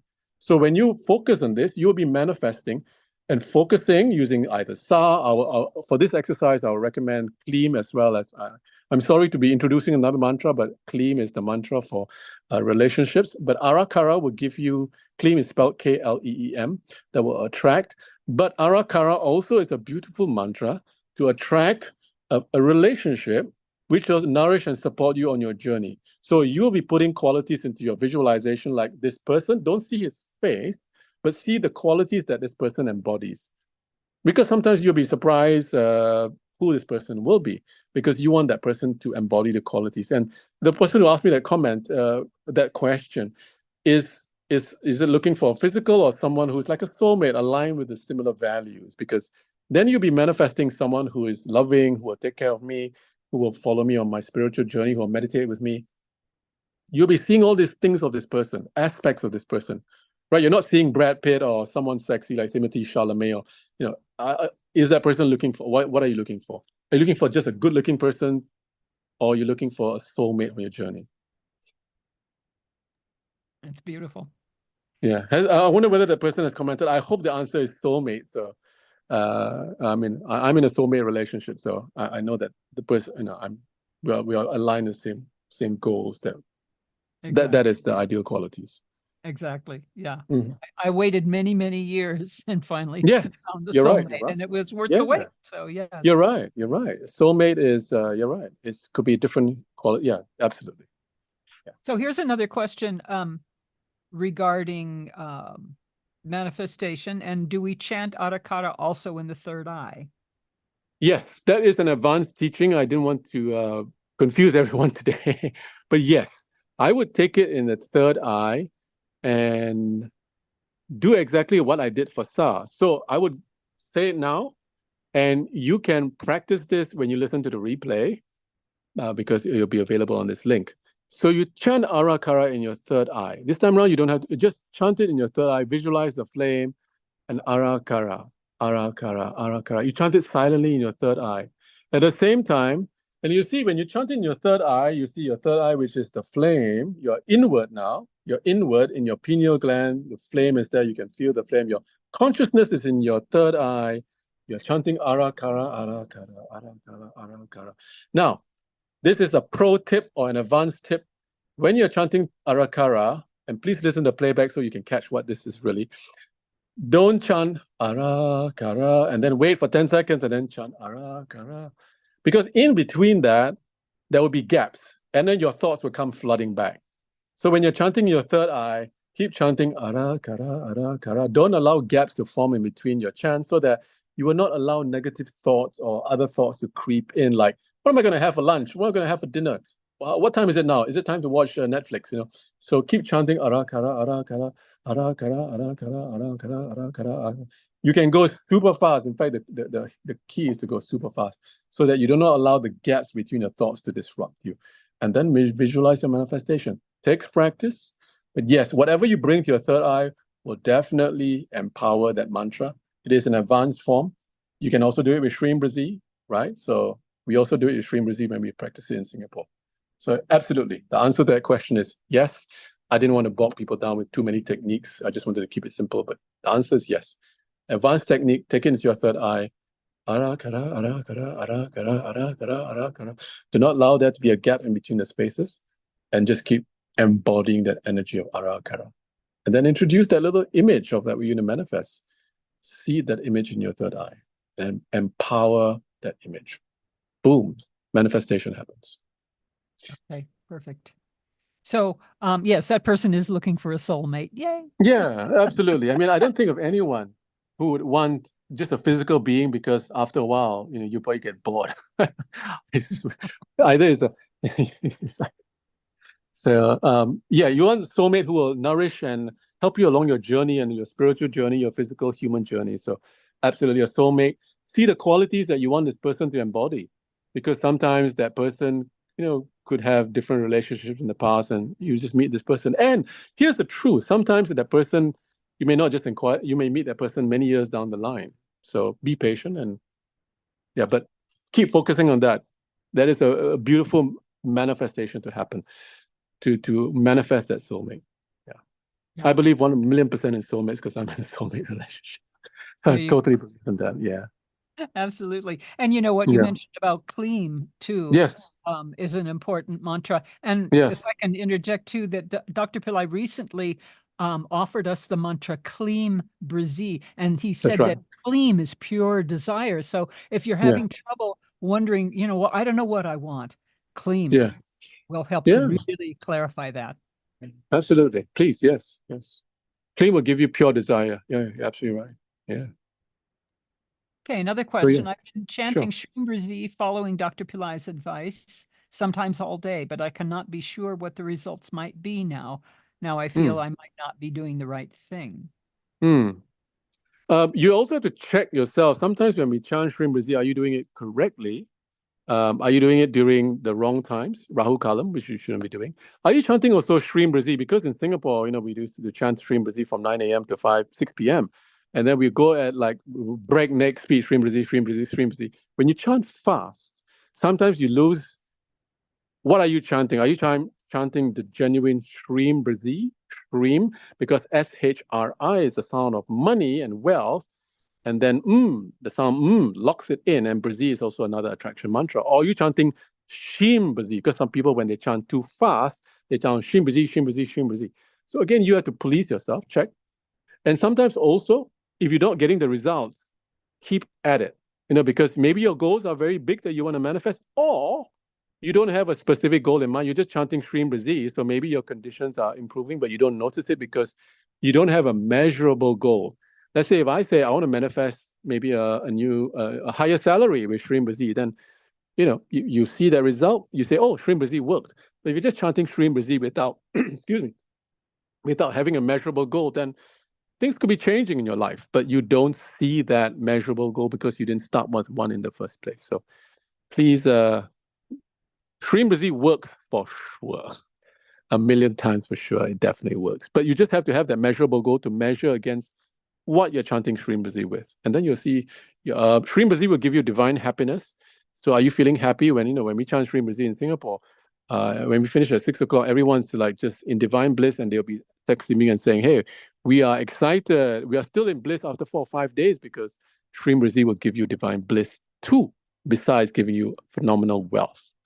So Shrim Brazil will give you also divine bliss, right? Divine light. It brings divine light into your life. That comes under the Brazil component. Brazil will give you also divine light besides phenomenal amounts of money. Perfect. Someone, and perhaps they joined late, and it would be a nice recap, wants to know, what is Sa? Sa. Okay, I suppose that's the first sound of Muruga. The person can watch the entire replay because we went through that in detail. That's a sound of attraction. That's a sound to attract anything you want, right? Sa, S-A. It is the mantra. This is the first component of the mantra Saranabava for Lord Muruga. It is also the mantra that will help you to manifest and attract anything to you, right? So please, whoever joined, do watch the very start where we went into a very detailed explanation of Sa, and we had a wonderful meditation with Sa, and I hope you can experience that wonderful bliss where you take Sa into your third eye also, right? And the longer you spend with Sa in your third eye, the more you don't want to come out and just want to stay there in that divine state of bliss. Okay, great. Thank you. Okay, another question. I remember Dr. Pillai asking us to see the color maroon when going into the pineal gland. Is that appropriate with any or all of these? Maroon, if Babaji taught you that, then follow what Babaji said, right? Because he, in the past, yes, he did teach that Goddess Lakshmi is eggplant purple in color, and that's what we used to visualize her when we meditate with Shrim Brazil in Singapore. So if that this individual asking this question received that teaching from Babaji to see maroon, there must have been a very specific teaching, and by all means follow that teaching, because whatever Babaji says is the way. He does give so many techniques too, and they're all perfect. Absolutely. And they're overlapping and they're multiple. So we are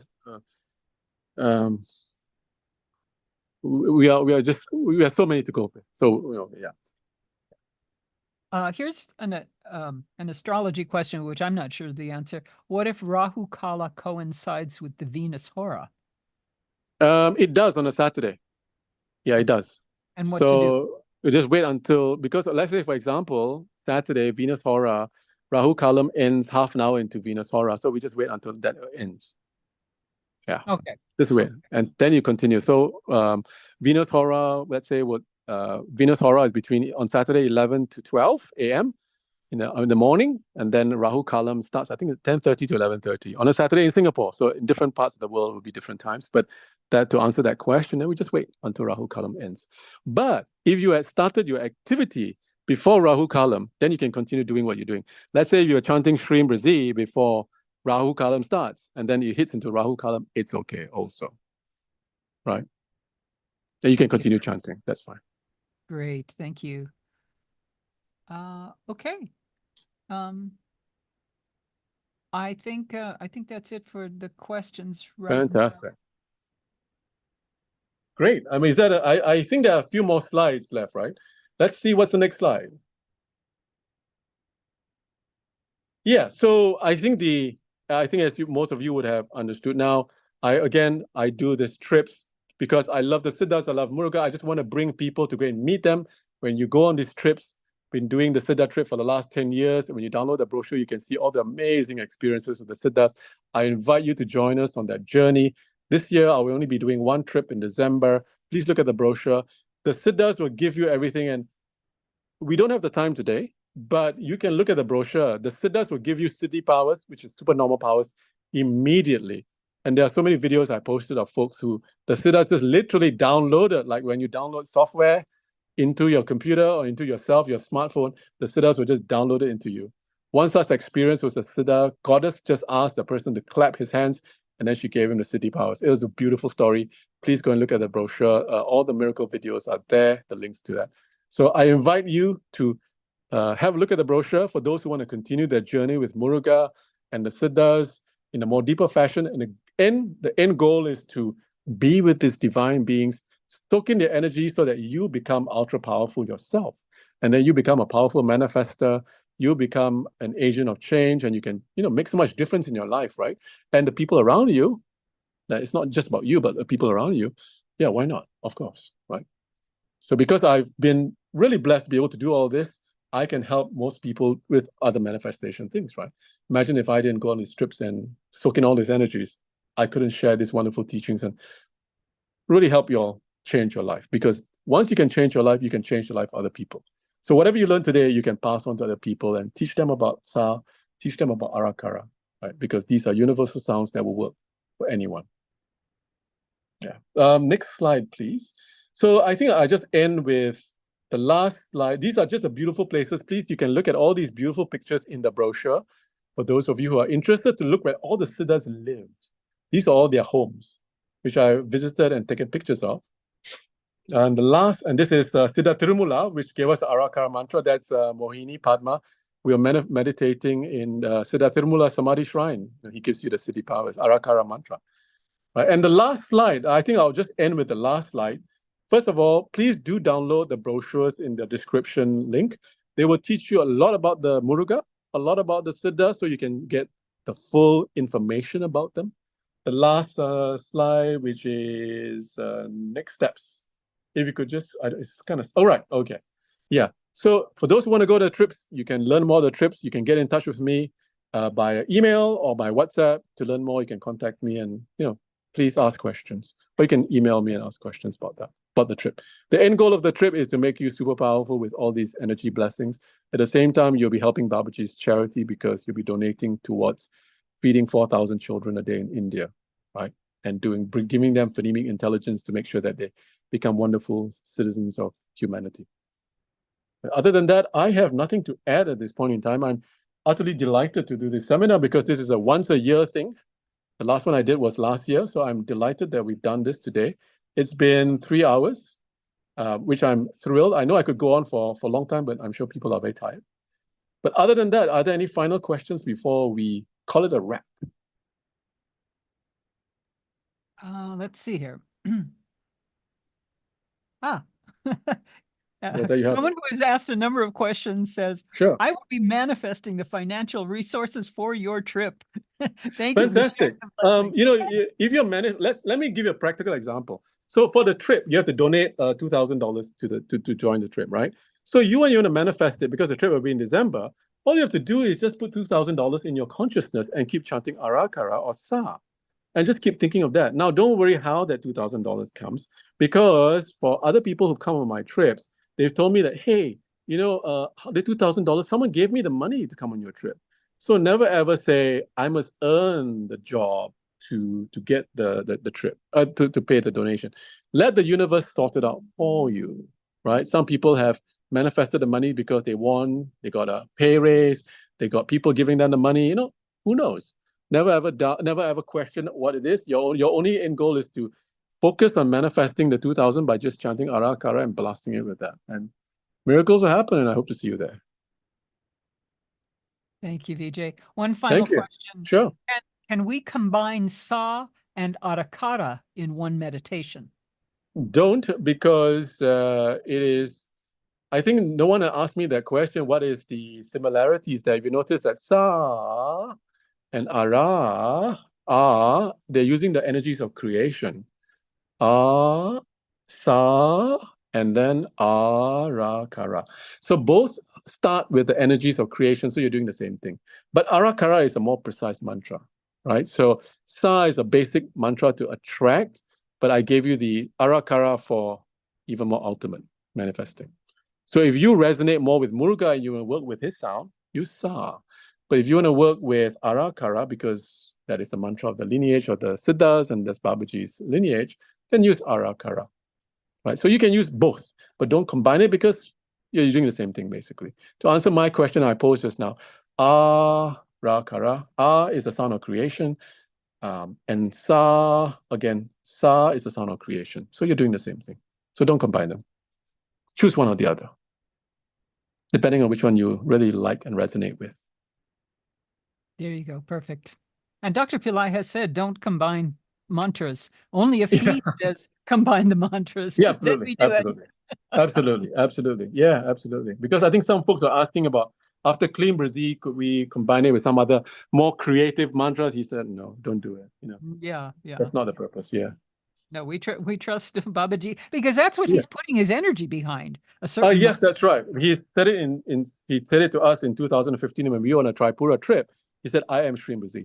So when you chant Sri Brazil, you're literally invoking his energy because he gave Sri Brazil. So he is Sri Brazil. And those of you who know, you've watched videos of Babaji, he said that he was Brazil in a different yuga, a different epoch. One yuga is about 25,000 years, right? So he was Maharishi Brazil, the guru whose name Brazil. So he embodied that energy. So don't worry, he is Sri Brazil. He said himself, I am Sri Brazil. So yeah, don't combine mantras, don't creatively change things, because then if you don't get results, you may get frustrated and say, hey, why isn't things working? Yeah, exactly. So just stick with it. Yeah. Well, thank you so much. I'm not Thank you. Questions right now that haven't already been answered. So great. Closing thoughts? I hope folks, my parting words is, thank you so much, Rani. I really appreciate your help here of the last 3 hours. And thank you, Poonam. Thank you, everyone. For those of you who are watching the replay, thank you for your stamina, having made this long, 3 hours. And if you have any questions about the trip, please do ask me via shivababa108@gmail.com, or you can send me a WhatsApp message and we'll try and answer that. I do hope many people will come on the trip because I cannot wait to share the Siddhas and Muruga with you all. I will be going to India next week to go to some of these power sites to stoke in more energy. So I can't wait to be back in India. But when I take people, it's an even more special experience, because when people experience the energies, they are so thrilled. So I'm going next week. I will be there, but I can't wait to bring people there because it's a million times more exciting for me to be with folks and share with them the energies of Muruga and Siddhas, the Siddhas. So any questions, folks? Again, thanks so much, Rani. You've been a gem. Thanks so much for everything. Thanks, Poonam. And thank you, everyone. Right? I have nothing else to add. Great. Thank you so much. Thank you, everybody, for joining. And this replay will be available at this very same link. So if you want to go back and, re-watch things, meditate again, it's been great. We've gone a long distance here, a long time, but we rarely get this kind of a forum where we can take our time and get our questions answered. That's right. And really absorb in the knowledge. Absolutely. So thank you, Vijay. Absolutely. Thank you so much, Vijay. You're a great teacher. Thank you, everyone. Okay. Thank you, bless. everyone. See you again next year. Yes. Bye-bye. God bless. Bye-bye. We love you. See you Bye. soon.